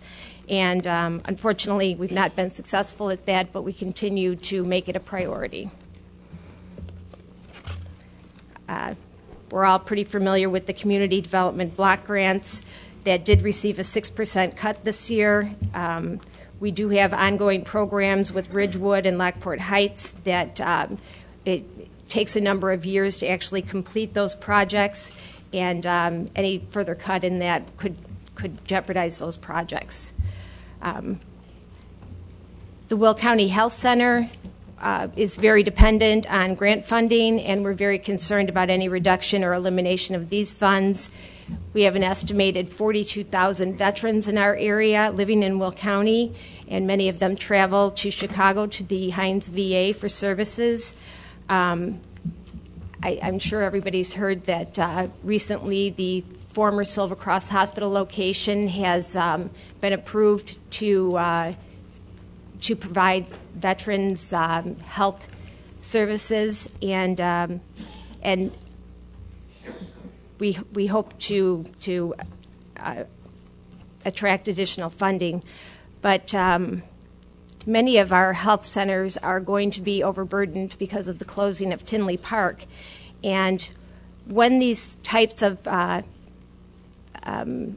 agencies close, or like facilities close, as in Tinley Park, that funding is to be directed to the communities that provide the service. At this point, the state of Illinois is, I should say, the HDS, the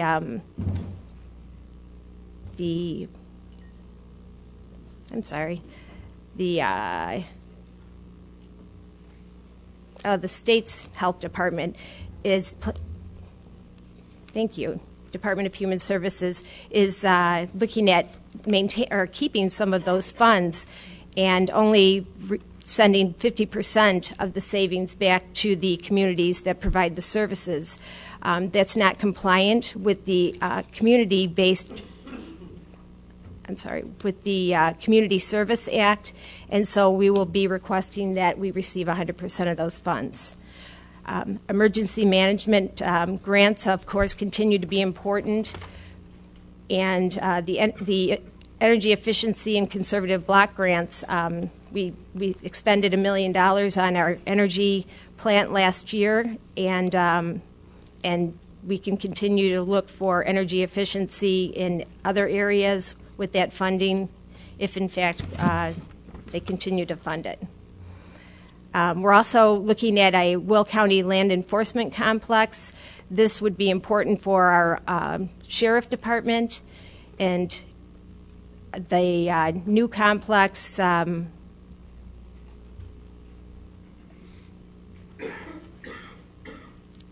sorry, I'm not sure where that site is, but we're looking at a new complex for law enforcement for the sheriff, and we'll be addressing that when we go to Washington to visit our legislators. We also have a number of transportation projects such as Weber Road, Laraway Road, Bell Road, and these are all in congressional districts that generally we speak with the congressman about them and ask for their support. And then,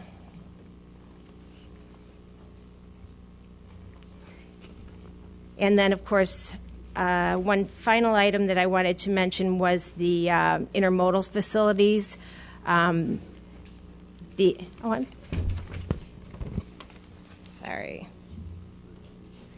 Ileana Expressway, that is still well underway. We are now receiving monthly updates from the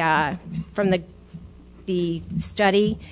The South Suburban Airport, which we've talked about extensively at our last few county board meetings, Will County and the villages of Beecher and Crete, Peatone, Monee, and University Park have begun planning for a multi-jurisdictional land use plan. This is a 30-year timeline for this plan, and it'll be updated every 5 years, along with an airport master plan. And so we will continue to look towards building that airport. Obviously, it's not going to be done overnight. It might not even be done in our lifetime, but we still have to lay the groundwork for those plans for that future airport.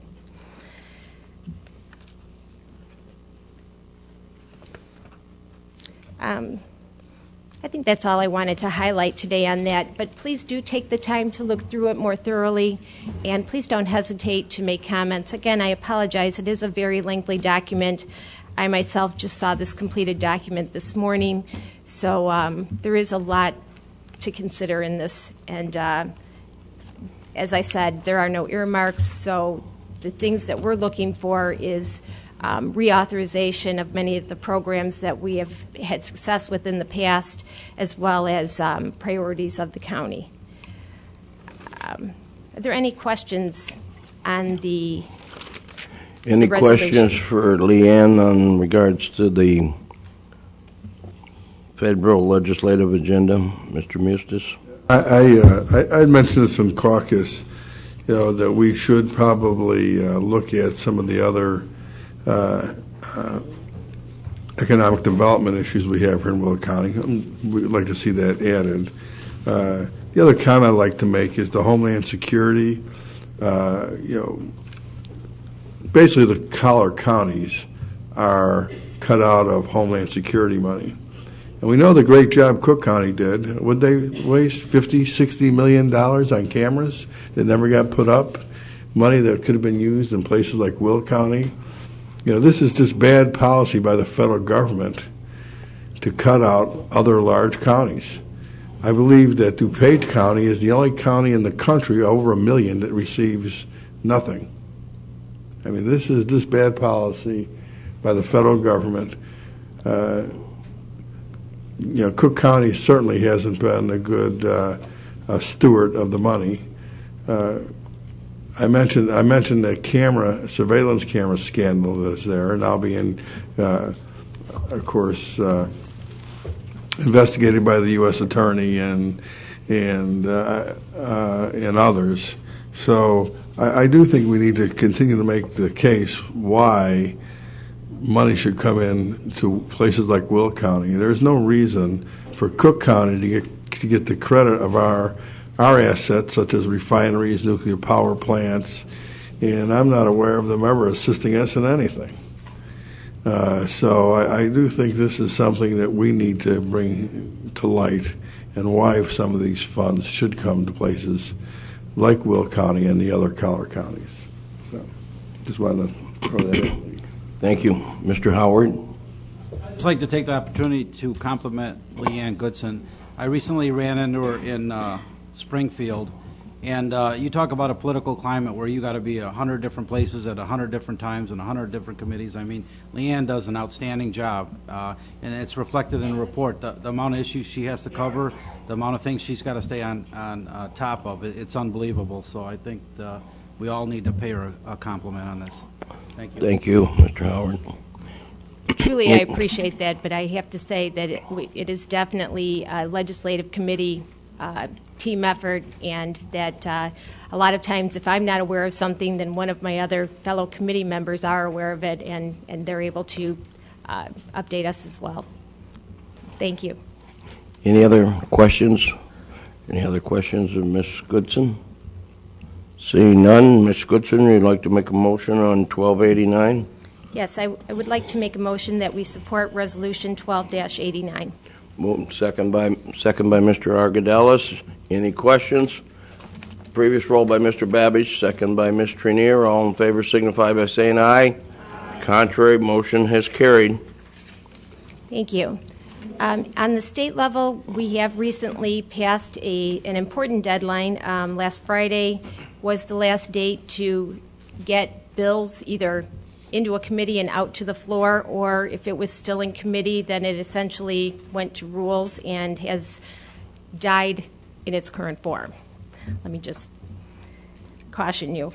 There is another deadline coming up on the 30th, and that is that all bills have to have received third reading, pass over into their prospective other house, and so it certainly cuts back on the number of bills we have to watch, but we do have to always be diligent in looking out for those amendments, because then something can easily come back to life. There is one bill that I just wanted to give you a quick update on, and that is the House Bill 4856. Last month we passed a resolution opposing this. This bill was removing the exemption on the tax and tipping fees for recycling and composting.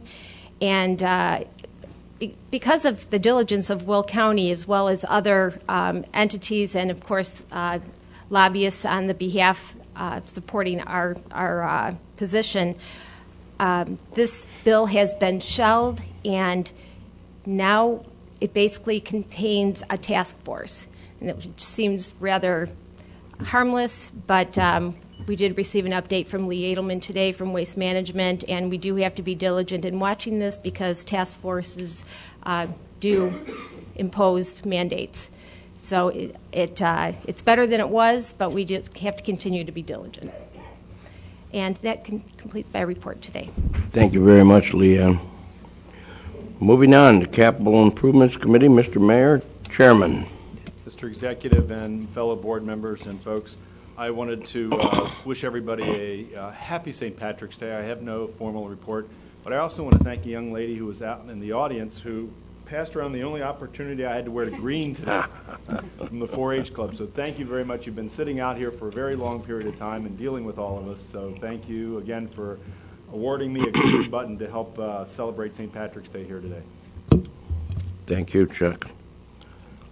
Now, moving on to the Executive Committee, Mr. Mustis, Chairman. Good morning. Good morning, Jim. First item this morning is 1290, replacement hires for Sunny Hill, and I will so move. Moved by Mr. Mustis, second by Ms. Wintry. Any questions? All in favor? Our previous roll call by Mr. Howard, second by Ms. Trenier. All in favor signify by saying aye. Aye. Contrary, motion is carried. 1291, replacement hires for the Highway Department. I'll move for approval. Moved by Mr. Muster, second by Mr. Adamick. Any questions? Previous roll by Ms. May, second by Mr. Brooks. All in favor signify by saying aye. Aye. Contrary, motion is carried. 1292, resolution authorizing intergovernmental agreement with Romeoville for extending the Marquette TIF district. I'll move for approval. Moved by Mr. Mustis, second by Mr. Gould. Any questions? Previous roll call by Mr. Smith, second by Mr. Mayor. All in favor signify by saying aye. Aye. Contrary, motion is carried. Show Ms. Konecki as a no. Thank you.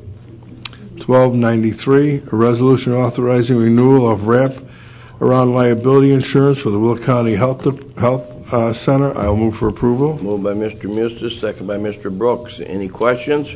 Previous roll by Ms. Hart, second by Ms. McPhillips. All in favor signify by saying aye. Aye. Contrary, motion is carried. Ms. Konecki, would you like to be a yes? Thank you. Next, we have 1294, a resolution declaring a vacancy in District 8. I'll move for approval. Moved by Mr. Mustis, second by Mr. Brooks. Any questions? Previous roll call by Ms. Winfrey, second by Ms. May. All in favor signify by saying aye. Aye. Contrary, motion has carried. 1295 we did earlier, unless for some reason somebody wants to revisit it. Okay, moving along, 1296. I'll make a motion to table it. 1296, moved by Mr. Mustis to table, second by Mr. Mayor. Any questions? Previous roll call by Mr. Wilhelmy, second by Ms. Deutsch. All in favor signify by saying aye. Aye. Contrary, motion has carried. 1297, a resolution regarding the Will County South Suburban Airport Procurement and Governance, and I'll move for approval. Moved by Mr. Mustis, second by Mr. Singer. Any questions? Questions? Question, Mr. Howard? Nope. Yeah. Yes. Okay. Yes. Just a couple things, actually, because I live out there in that area, and I noticed the word procurement was used in there quite a bit. And basically what has happened is throughout history now, the county now actually is looking for a voice in the third airport. There's thousands out there that were looking for voices over the years. And I'd like to see this in this resolution. A couple things. It's pull your mic down, Bob, sorry. will you? I'm sorry. Okay, I'd like to see a couple things. Specifically, land acquisition needs to be addressed, and also the mitigation and also the agribusiness that's going to be displaced out there. I'd like to see that. I know that we use the word procurement, but that's something that I think that we need to spell out specifically for the protection of those that are out there now. Also, the unincorporated areas.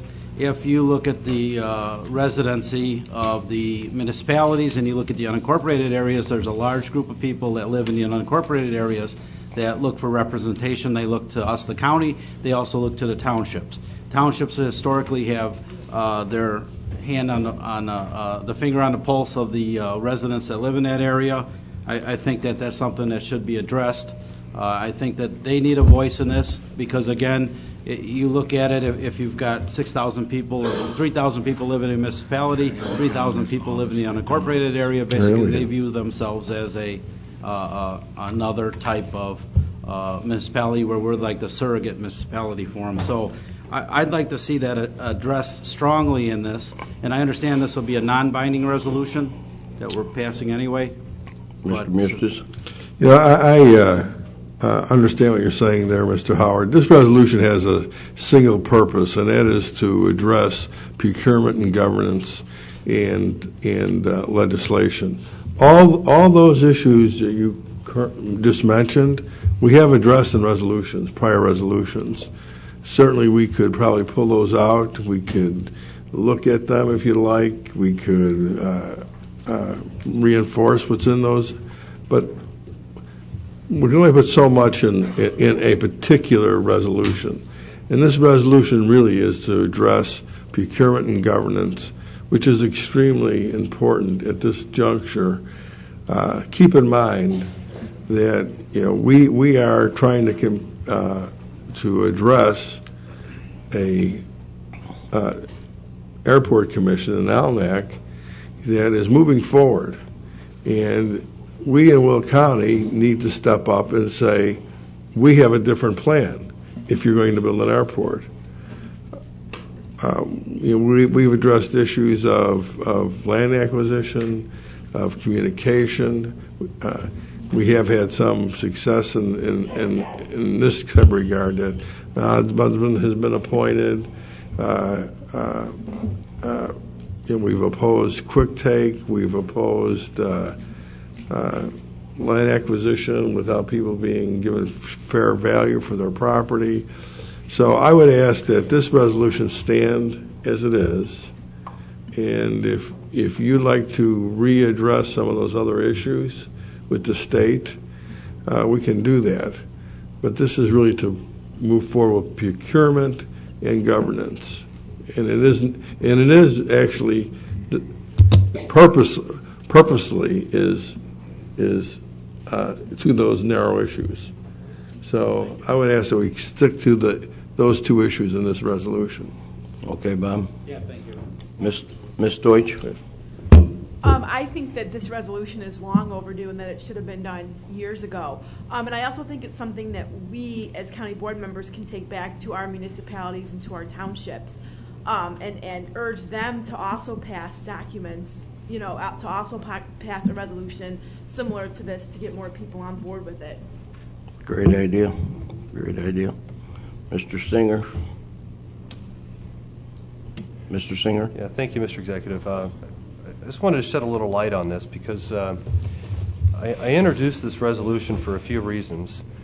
Excuse me, last week at the Executive Committee. I think it's important to draw attention to a few important items. First is the somewhat missing and very important step we need to take to stand up for Will County, and also the importance of showing the very strong distinction between Congressman Jackson's plan for the airport and our plan. Let's take a minute real quick. Let's turn the clock back to last summer when there was a lot of discussion going on about congressional districts and how Will County would be carved up into congressional districts. And what we're seeing right now is a tangible result of a severely partisan congressional map. We talked months ago about how Chicago politicians that drew that map would create a scenario where Will County would be hurt because our congressional representation would be diminished or, for that matter, taken away. Then they passed a map that did specifically take away Will County's congressional representation. So now we will primarily, going forward after this year, be represented primarily by Chicago members of Congress.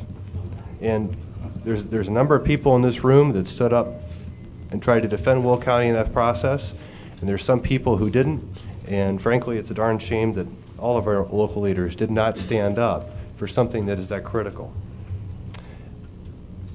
Now we are seeing very real and tangible results of what happens when that type of hyper-partisan legislation comes out of Chicago.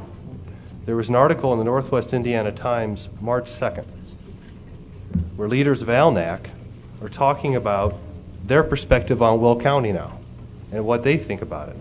So here's a few quotes for you. This stuff is amazing. We're talking about Congressman Jackson's chairman of the Alnac group, Al McGowan, who said he thinks recent elections and the congressional redistricting that will be in effect for the rest of the decade reduces the amount of say that Will County officials should have on the issue being the airport. Quote, back then Will County had more clout because they had a congressional district of their own. When you hear Will County, you think Joliet, and that's way west. It's not even in the congressional district. So this is what's going on. We got Chicago politicians who carved up Will County and took away our congressional representation. And because they did it, they said, okay, well now since you don't have congressional representation, you shouldn't have any say in your airport. I mean, they're saying you don't matter anymore. That's what they're saying.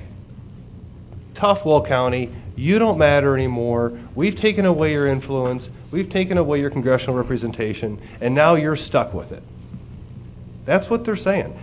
This makes me mad, and it should make all of you mad. This isn't, or shouldn't be, Democrat versus Republican or Bolshevik or anything else. This is about Chicago politicians' very specific actions to politically control this county. And now we're seeing the results of actions that were taken not long ago to do that. So this is what we have. I mean, overall, here's our reality right now. And I'll make this as quick as I can. But this is a very important issue. We have a member of Congress under investigation by the House Ethics Committee who's promoting an airport plan in Will County that will be controlled by Chicago politicians. His plan was found to not conform with Illinois law by the Attorney General of Illinois. It was found to not conform with Illinois procurement law by the Chief Counsel of IDOT. And now to add some pretty deeper concerns, ALNEC's chosen capital partner for the airport, a company called SNC Lavalin, was just caught in a scheme to smuggle Muammar Gaddafi's son out of Libya into Mexico. And the reason they did that is that company has extremely deep and long-standing relationships with a number of third world countries, and in particular, a lot of terrorist organizations, including Libya. There's a violation of international law, and now there's someone sitting in a Mexican prison as a result of it. And SNC Lavalin has been scrambling to save what's left of their reputation. They've been all over the Canadian international press, and I know that because I've been getting calls left and right from Canadian media about this issue. It's truly remarkable. Now, our local media here hasn't been covering it, and I really don't know why.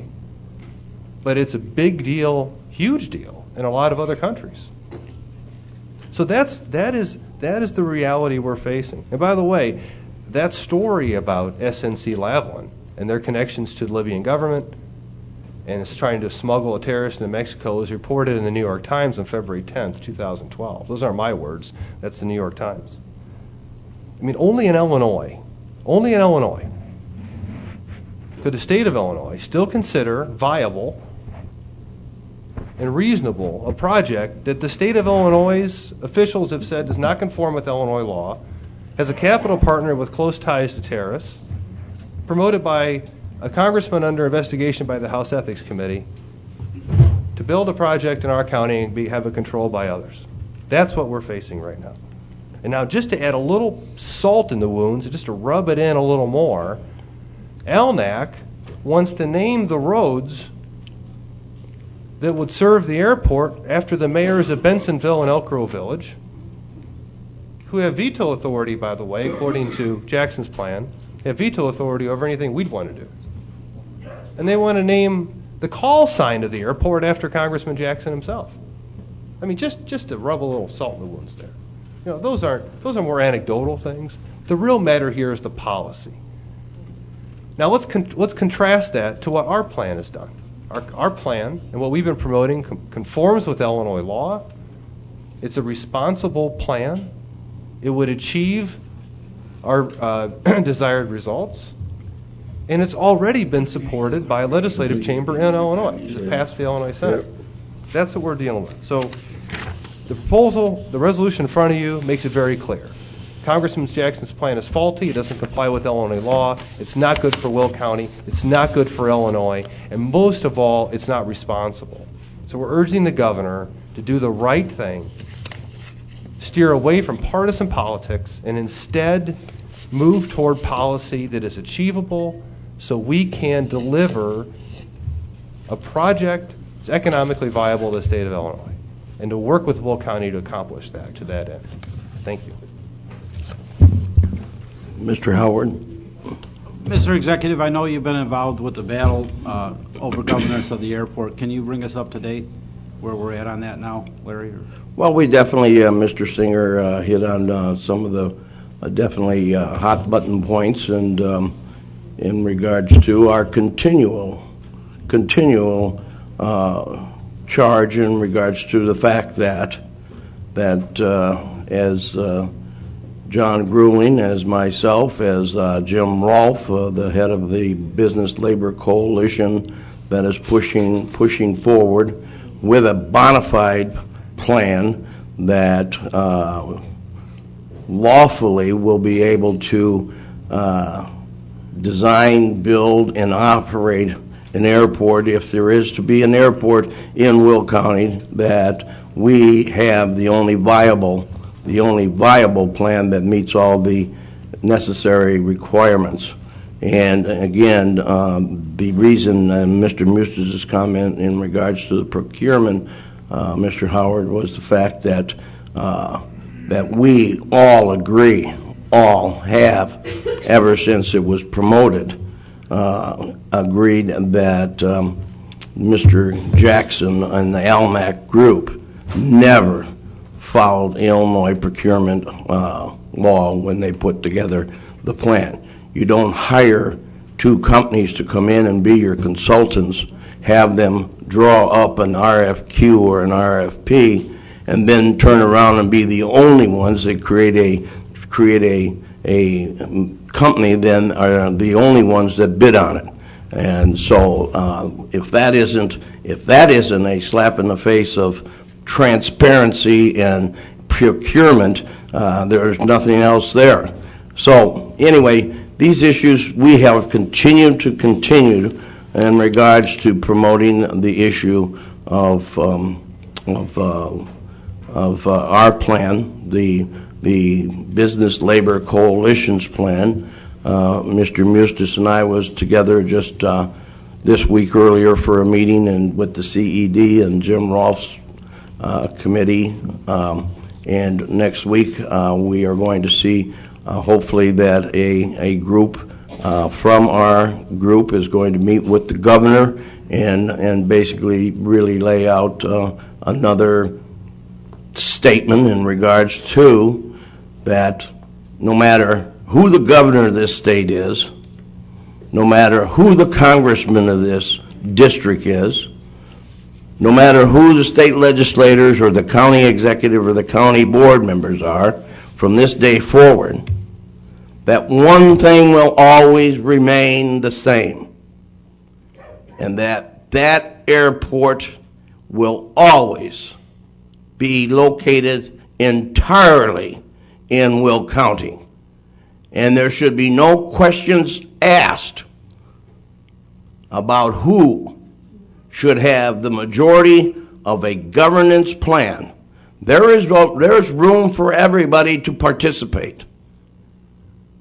But at the end of the day, there is only one way of a governance being created, is to represent the feelings and the residents that are going to be the most affected by this, the quality of life issues, that there is no other way than a governance plan with a majority of Will County residents. And the governor has to understand that. And we have been hammering on that. Our legislators, Toy Hutchison has been hammering on that. Senator Hutchison, Lisa Dugan, Representative Dugan has been hammering on that. And we're just going to continue to bring that. And at the end of the day, Mr. Singer made some very good points in regards to the activities of other activities of the so-called promoters of the ALMAC plan, and we are going to continue to pursue this. And as Mr. Mustis said, that truly the issue of using the Illinois Procurement Code is definitely a logical way of getting inside in this issue. So, Ms. Konecki. Yes, I have a question for Mr. Glasgow. Obviously, the legal opinion's been rendered. by the Attorney General's office, I understand, that the Illinois procurement laws were not complied with in regard to LMAC. They will have to comply with those laws. Is that correct? Absolutely. See, I appreciate the resolution. It does accomplish basically two things, which is, make put us solidly behind compliance with the procurement laws, and repeat our request that the Will County be the majority on the governance board. But we have passed prior resolutions making our position on governance extremely clear. And I think the law is the law, and to pass a resolution that says we want the law complied with, it'll be complied with. Here's my problem with the resolution, and it goes back to this board's very involvement with this issue, supporting it. A number of members of this board did not think the case for the airport had been made. That would be the case of the airport would be a wise investment of taxpayer dollars. I still do not have confidence in that basic position. I see no evidence brought forward to this board that the public is going to use this airport. So far, all that we see is that I see taxpayers building a private airport, basically what will be a private airport for use by cargo companies. I don't like taxpayer dollars going into this project. I'm not the only one, or I wasn't in prior configurations on this board who felt that way. However, we went along with various resolutions that have been put before the board because we were told, look, this project's, if we try it, we're not going to be able to stop it. Doesn't look like we're going to be able to stop it. And if we simply oppose it, well, we won't have a seat at the bargaining table, and the project will go forward without us, and our residents could be severely hurt. So on that premise, we began supporting resolutions that kind of like supported the airport. I think that with all of the damaging new developments, the ties that have now been exposed between Reverend Jackson, Congressman Jackson's chosen partner, and the Libyan government, and Muammar Gaddafi. And in light of the very political maneuverings that have been taking place, I mean, certainly the newly drawn congressional map is severely partisan. It has taken away some of Will County's congressional representation. I think this is an opportunity that we should use to revisit whether we want to support this airport at all, and the continued pouring of taxpayer dollars into it. I think Congressman Jackson's Allnock partnership has been severely weakened, and if I felt that this resolution accomplished anything new for the citizens of this county, to protect the citizens of this county, I would certainly support it, but I don't think it does, and I think it just keeps digging us as elected officials deeper into the we want the airport bandwagon, when this might be the time to switch back and try and call the entire project into question. I think it's a tremendous waste of taxpayer dollars, or at least I would say at a minimum that the case has not been made that it's a wise investment of taxpayer dollars, and this might be the opportunity to start putting the brakes on this bad project. So I'm going to be a no vote for that reason only. Thank you. Mr. Bellotta? Just a couple quick comments. Kathleen, it's been 10 years. I've been on the board. You've been on it ever since. And even the people that oppose the airport realize that there's not a lot we could do if this thing's going to go through. I think there's even people on the east side of the county that they're not airport fans at all. And I think, and there maybe is a question as the need. But it's not Will County Board to decide that. What we're here to do is protect our residents on the east side, throughout the county. So if this thing does get built, we need to have a seat at the table. We need to have control of this government, because those are the people that are going to be impacted. So I really don't care where you've come from. I'm just, it's campaign time, obviously. So she's now a conservative when she was a moderate last week. And, let's look out for the taxpayers, and this is the right thing to do. No. This is the right thing to do. All right? You want somebody else coming in there, and when this thing gets built, it's going to get built with private money. Nobody's saying there's taxpayer dollars that are going to build this thing. Well, you know what? They are. But it's going to be an investment to the community if it goes through. Thank you. Thank you. Thank you, Jim. Mr. Argadelis. I think Ms. Konicke's comments with regard to, especially in light of the current economy, whether this building the airport at all makes sense is a valid concern. But this resolution, I think that if we were to get our way per this resolution, if you heard what Mr. Walsh said, what Mr. Singer said, what Mr. Musta said, and what Mr. Bellotti just said right now, is there's still the question of if it gets built. If Will County can control the governing agency, we still have the ability then to make those determinations as we go along on what, if anything, gets built. And that's why I think each of these gentlemen that spoke said if. So that's a valid question of whether the airport should or get built or how it's funded, et cetera. But at this point, the fight is over making sure that Will County is the majority control over making even that decision and making any decisions.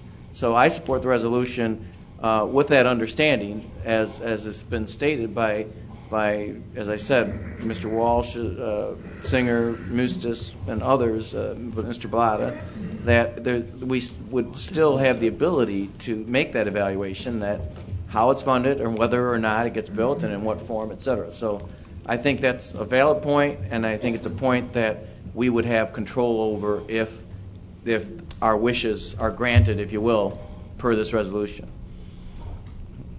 Thank you. Thank you, John. Mr. Adamick. Thank you, Mr. Executive, and fellow board members. Many of the comments that have been stated up to this point I probably could support. Not too long ago we were at a Farm Bureau dinner and had a chance to discuss certain issues that affect us here in the county and also with some of the members. And a lot of the people that we heard from had an issue with the airport. And we've been dealing with this for quite a while. I mean, Jesse Jackson's been dealing with this and trying to wrestle control for his group and so forth for years, not just because of redistricting. And we could talk about that at a different day, but this is about the airport and people's lives being disrupted. If you have a house out there or a farm out there, you don't know if you should put the addition on because you have a newborn on the way, if you're going to get the money back out of your house, if you've got a farm, and what can you do? What should you do with that? What really concerns me, and I think the people out east, is the people's lives and livelihoods are being disruptive, and I think we need to be cognizant of those views. Where's the use study that says this airport is going to even be used before we spend tax dollar one? All those things should be answered. I know it's a lot of big ifs right now, but those are the things we need to be concerned with. It's the people issues and their livelihoods and their lives being disrupted. Let's crap or get off the pot. Thank you very much.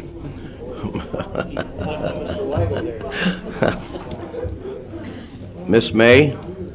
Mr. Executive, I was just going to add that I'll support the resolution, and I would like that Mr. Howard's concerns about putting stronger language in there for our people out there in the Peatone area is addressed.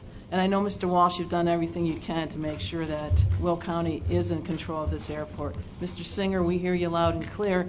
The only thing I can say, Mr. Singer, is that I agree with you. When they draw these maps, county maps, redistricting, there's not much we can do after it's all done but just to try to work with it. And I guess the only thing I missed from hearing from you, I just wish you would encourage your citizens to pull those Democratic primary ballots, maybe yourself, on Tuesday, and vote for our representative out there that will represent the will of the people who wants the airport to have local control. Thank you. Mr. McPhillips. I just have one thing. It would be really nice to have 100% support of this resolution, especially in light of the district representatives are supporting it in that area, and just to show strength in numbers and our position. If we have one negative, I think it just kind of deteriorates our position on it, and just showing that we are trying to do the right thing. Absolutely. Thank you very much. Mr. Mustis? Yeah, I wanted to maybe expand on what Mr. Argadelis spoke to, and that is you have to understand the entire process. The FAA isn't going to do a record of decision until there's regional consensus. They're not going to issue any decisions until there's a governing board in place. And this is why it's important. Will County, if we have a significant say in the governing group or the airport authority, then we do start making the determination when it'll be built, how it'll be built, what should be built. It would be up to that commission to make a determination whether there's going to be enough users. So a lot of the decisions, Kathleen, a lot of the points you mentioned are actually done after the governance is completed. I think that if you have those concerns, and I'll talk to folks from the eastern part. I think I'm kind of from the eastern. I come from an area I don't know exactly what we are. We're not south. We're not north. We connect probably more to the east, and certainly by supporting the governance, you're supporting of how and when the airport would be built. Certainly, I think one of the things a governing group could do, and I'm just going to say an airport authority rather than a governing group, but authority can do, they can start taking people out of the uncertainty in their lives. It's not knowing, I believe, that causes the most anxiety in a community. Like Mr. Adamick said, well, can we put the addition on? Should we put the addition on? If they build this airport, when would it be built? What would they build? Are they going to make the entire 20,000 acres a buffer zone? Are they going to make it an agricultural preservation area, which could be done? There's a lot of decisions that will be made by the governing board. And I don't believe that ALNAC would have the concerns or the compassion for our community that the folks in Will County who understand Will County, understand the issues, would represent. Nor do I think if Will County had more control, we're not going to build something just to create a jobs program. We're going to make sure we're going to have a successful asset that'll create many jobs and economic opportunities for many years. So that's why the governing is important. It's not done up front. It's done after the governing board is in place. So people should have an understanding of that. Ms. Konecki. Yeah, I respect everything. All the comments have been made, except, of course, by Mr. Bellotta. But I just want to make it very clear that I am in complete agreement with the governance provisions in this resolution. My only point is we have passed multiple other resolutions with those same provisions. So it doesn't, I don't believe it accomplishes anything new. The procurement provisions in here, I support them, but that's state law, and they'll be complied with whether or not we pass this. By being the no vote, I do want to be a no vote, and even if I'm the only one, I think it will be helpful in the sense of sending a signal to the state and federal levels that if we have a choice, if there is a choice now, if Reverend Jackson or Congressman Jackson has lost some of his momentum, and ALNAC and SNC are not such attractive entities to the state and federal government anymore, that we'd like the project revisited in the sense of whether it should even be done. Because our initial position as a county, we didn't want the project. We did not think it was a good investment of taxpayer dollars. So I see this, my no vote, as by a way of reintroducing that perhaps that ought to be a point of consideration out there publicly and politically. That's all it means. I'm not weakening our request that for a Will County majority governance structure or for the fact that procurement laws be complied with. I just think the resolution is utterly redundant on both of those points, but could serve the deleterious purpose of just having us dig in deeper as supporters of this airport when I don't think we are. Well, up until that last sentence, I appreciate your comments, Kathleen. But we want the this? issue is this. The issue is this. The comments that Mr. Singer made in regards to what was in the Indiana press. There are comments made by the congressman that he all of a sudden is deciding we're going to name this corridor for the mayor of Bensonville. We're going to name this runway or this entrance into the airport for the mayor of Elk Grove Village. We're going to name this road this and that. The fact that kind of dialogue continues to spew from that organization, and they know they have no justification, no right, no authority, justification at all of making those ridiculous statements.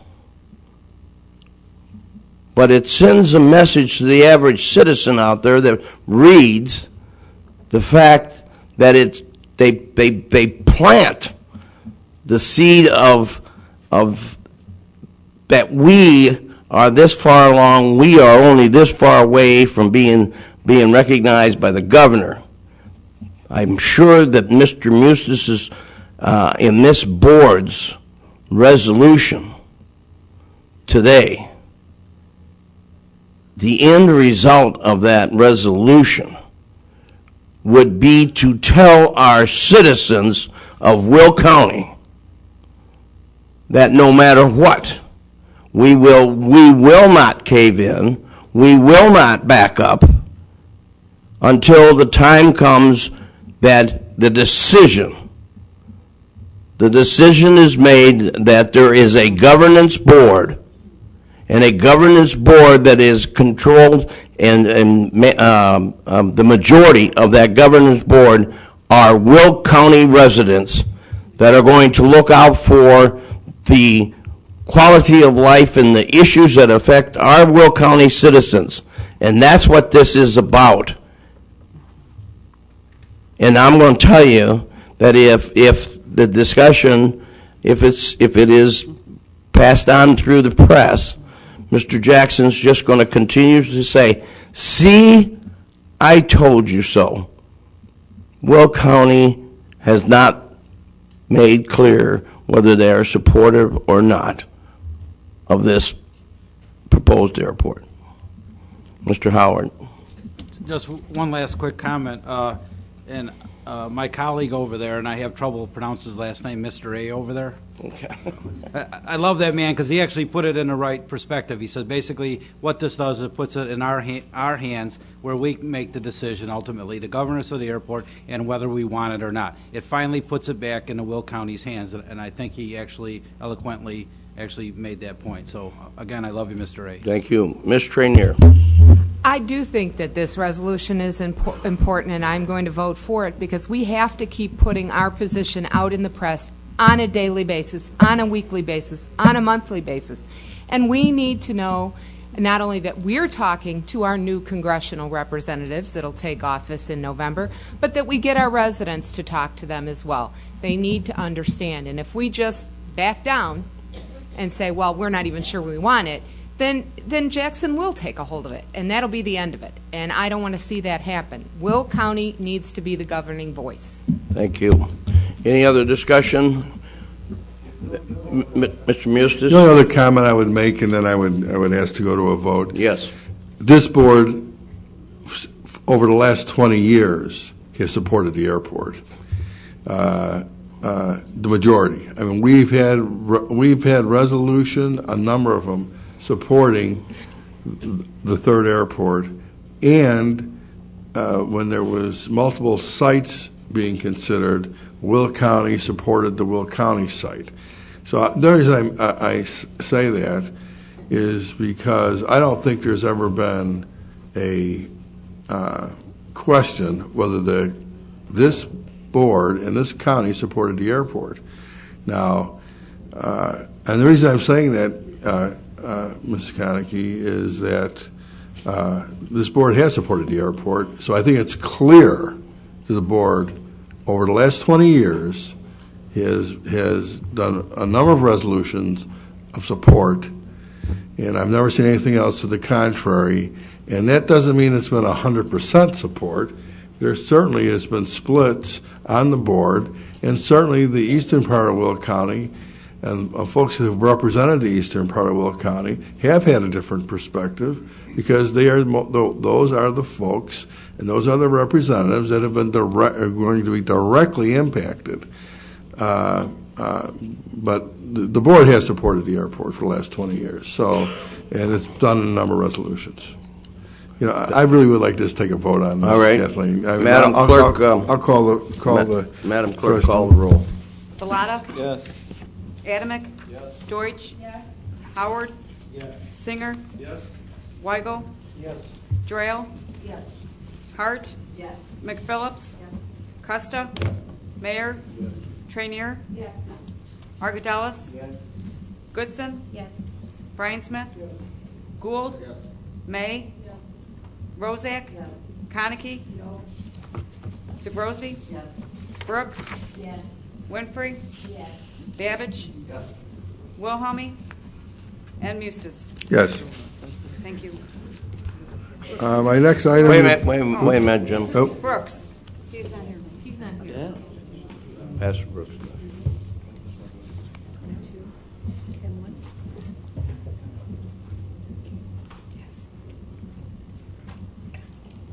22 affirmative, 1 negative. 22 affirmative, 1 negative. Motion has carried. Okay. Next would be the appointments of the county executive, and I'll move for approval. Moved by Mr. Mustis, second by Mr. Adamick. Any questions? Previous roll call by Mr. Gould, second by Ms. Rozak. All in favor signify by saying aye.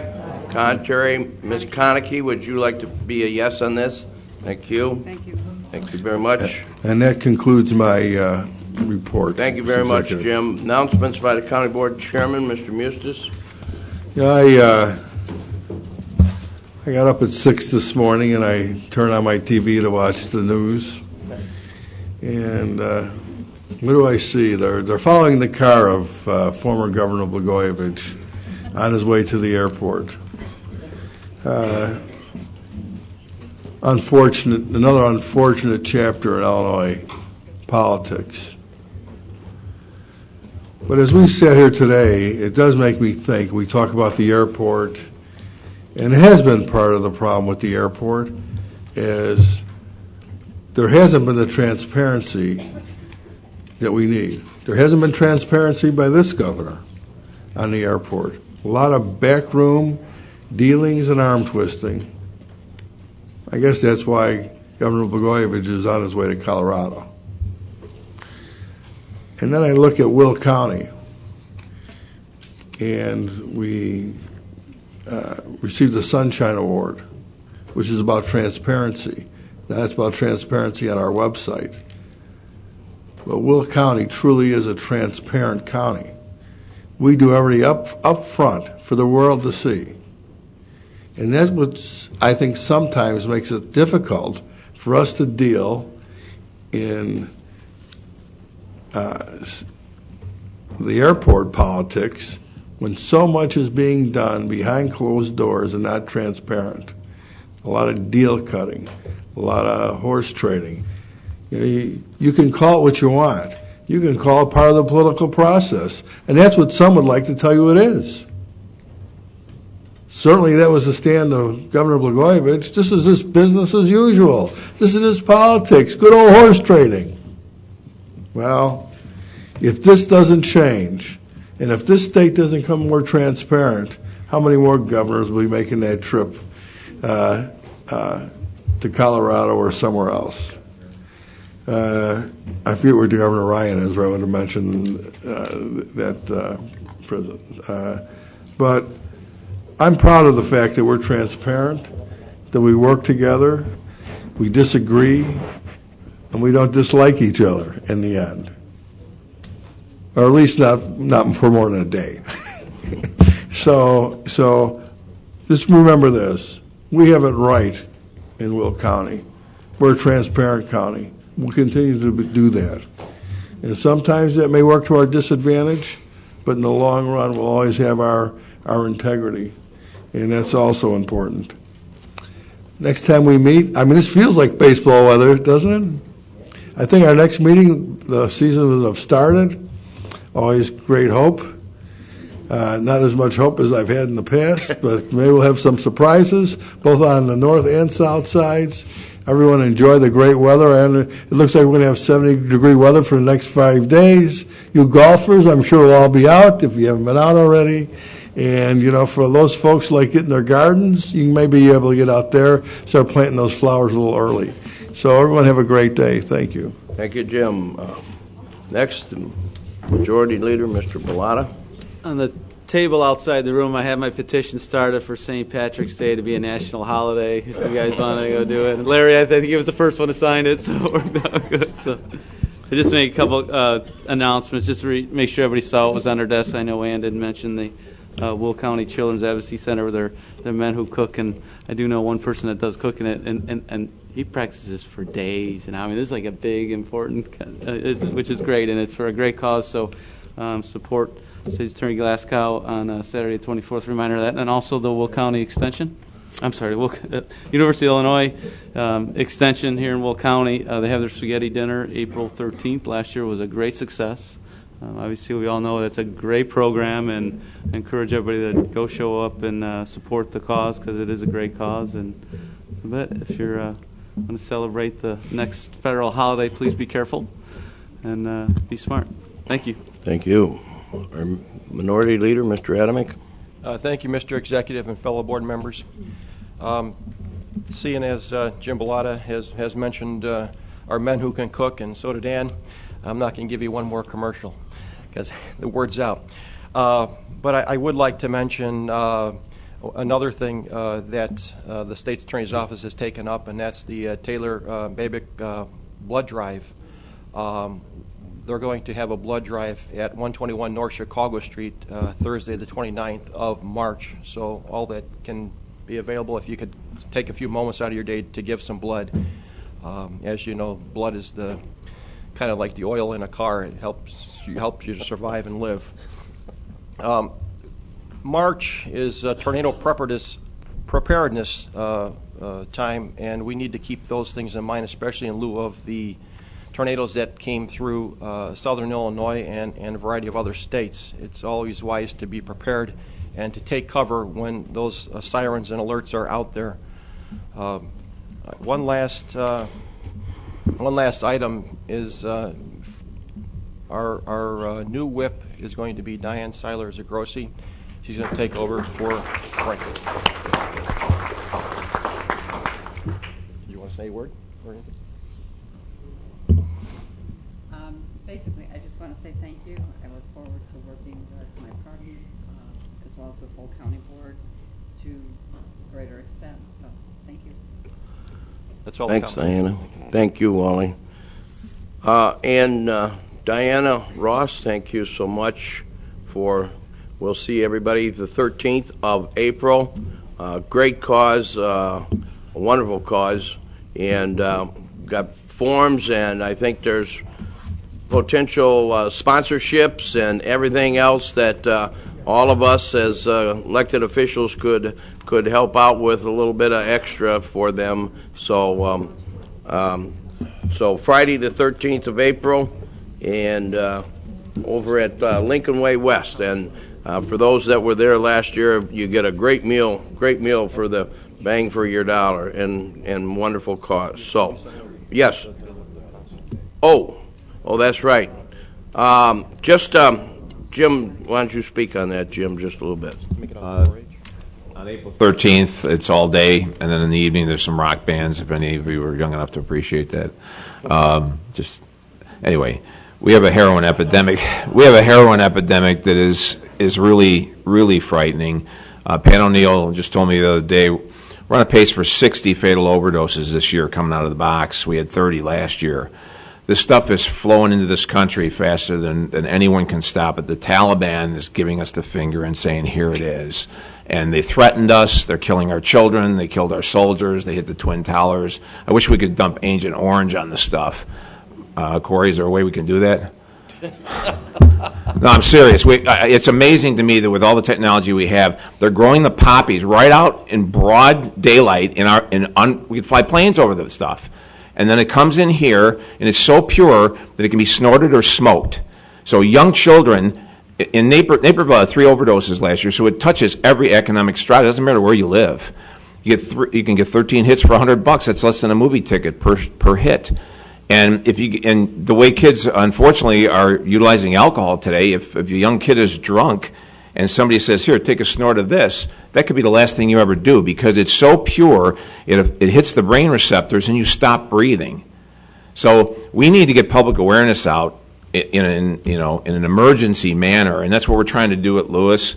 I was at a conference in Naperville the other night, and parents today are just, I hate to say it, but they want to be their children's friends. You can't do that.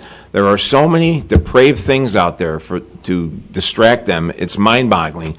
And we got to wake up as the responsible adults. That synthetic, by the way, the synthetic marijuana bill that Tom Cross got through, that we worked on, it worked overnight.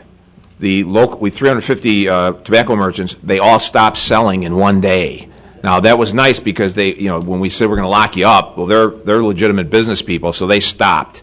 But they wouldn't stop because it was the right thing to do. We had to tell them we're going to lock you up, take your store, and whatever.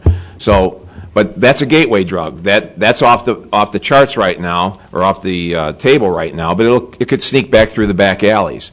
But none of us knew about this, the synthetic marijuana. Even in law enforcement, we had a lag time before we caught up, but every kid knew. When I asked my kids, I got 3, 19 to 24, they know everything. There's an electronic communication below our radar. They know everything, and there'll be new drugs coming.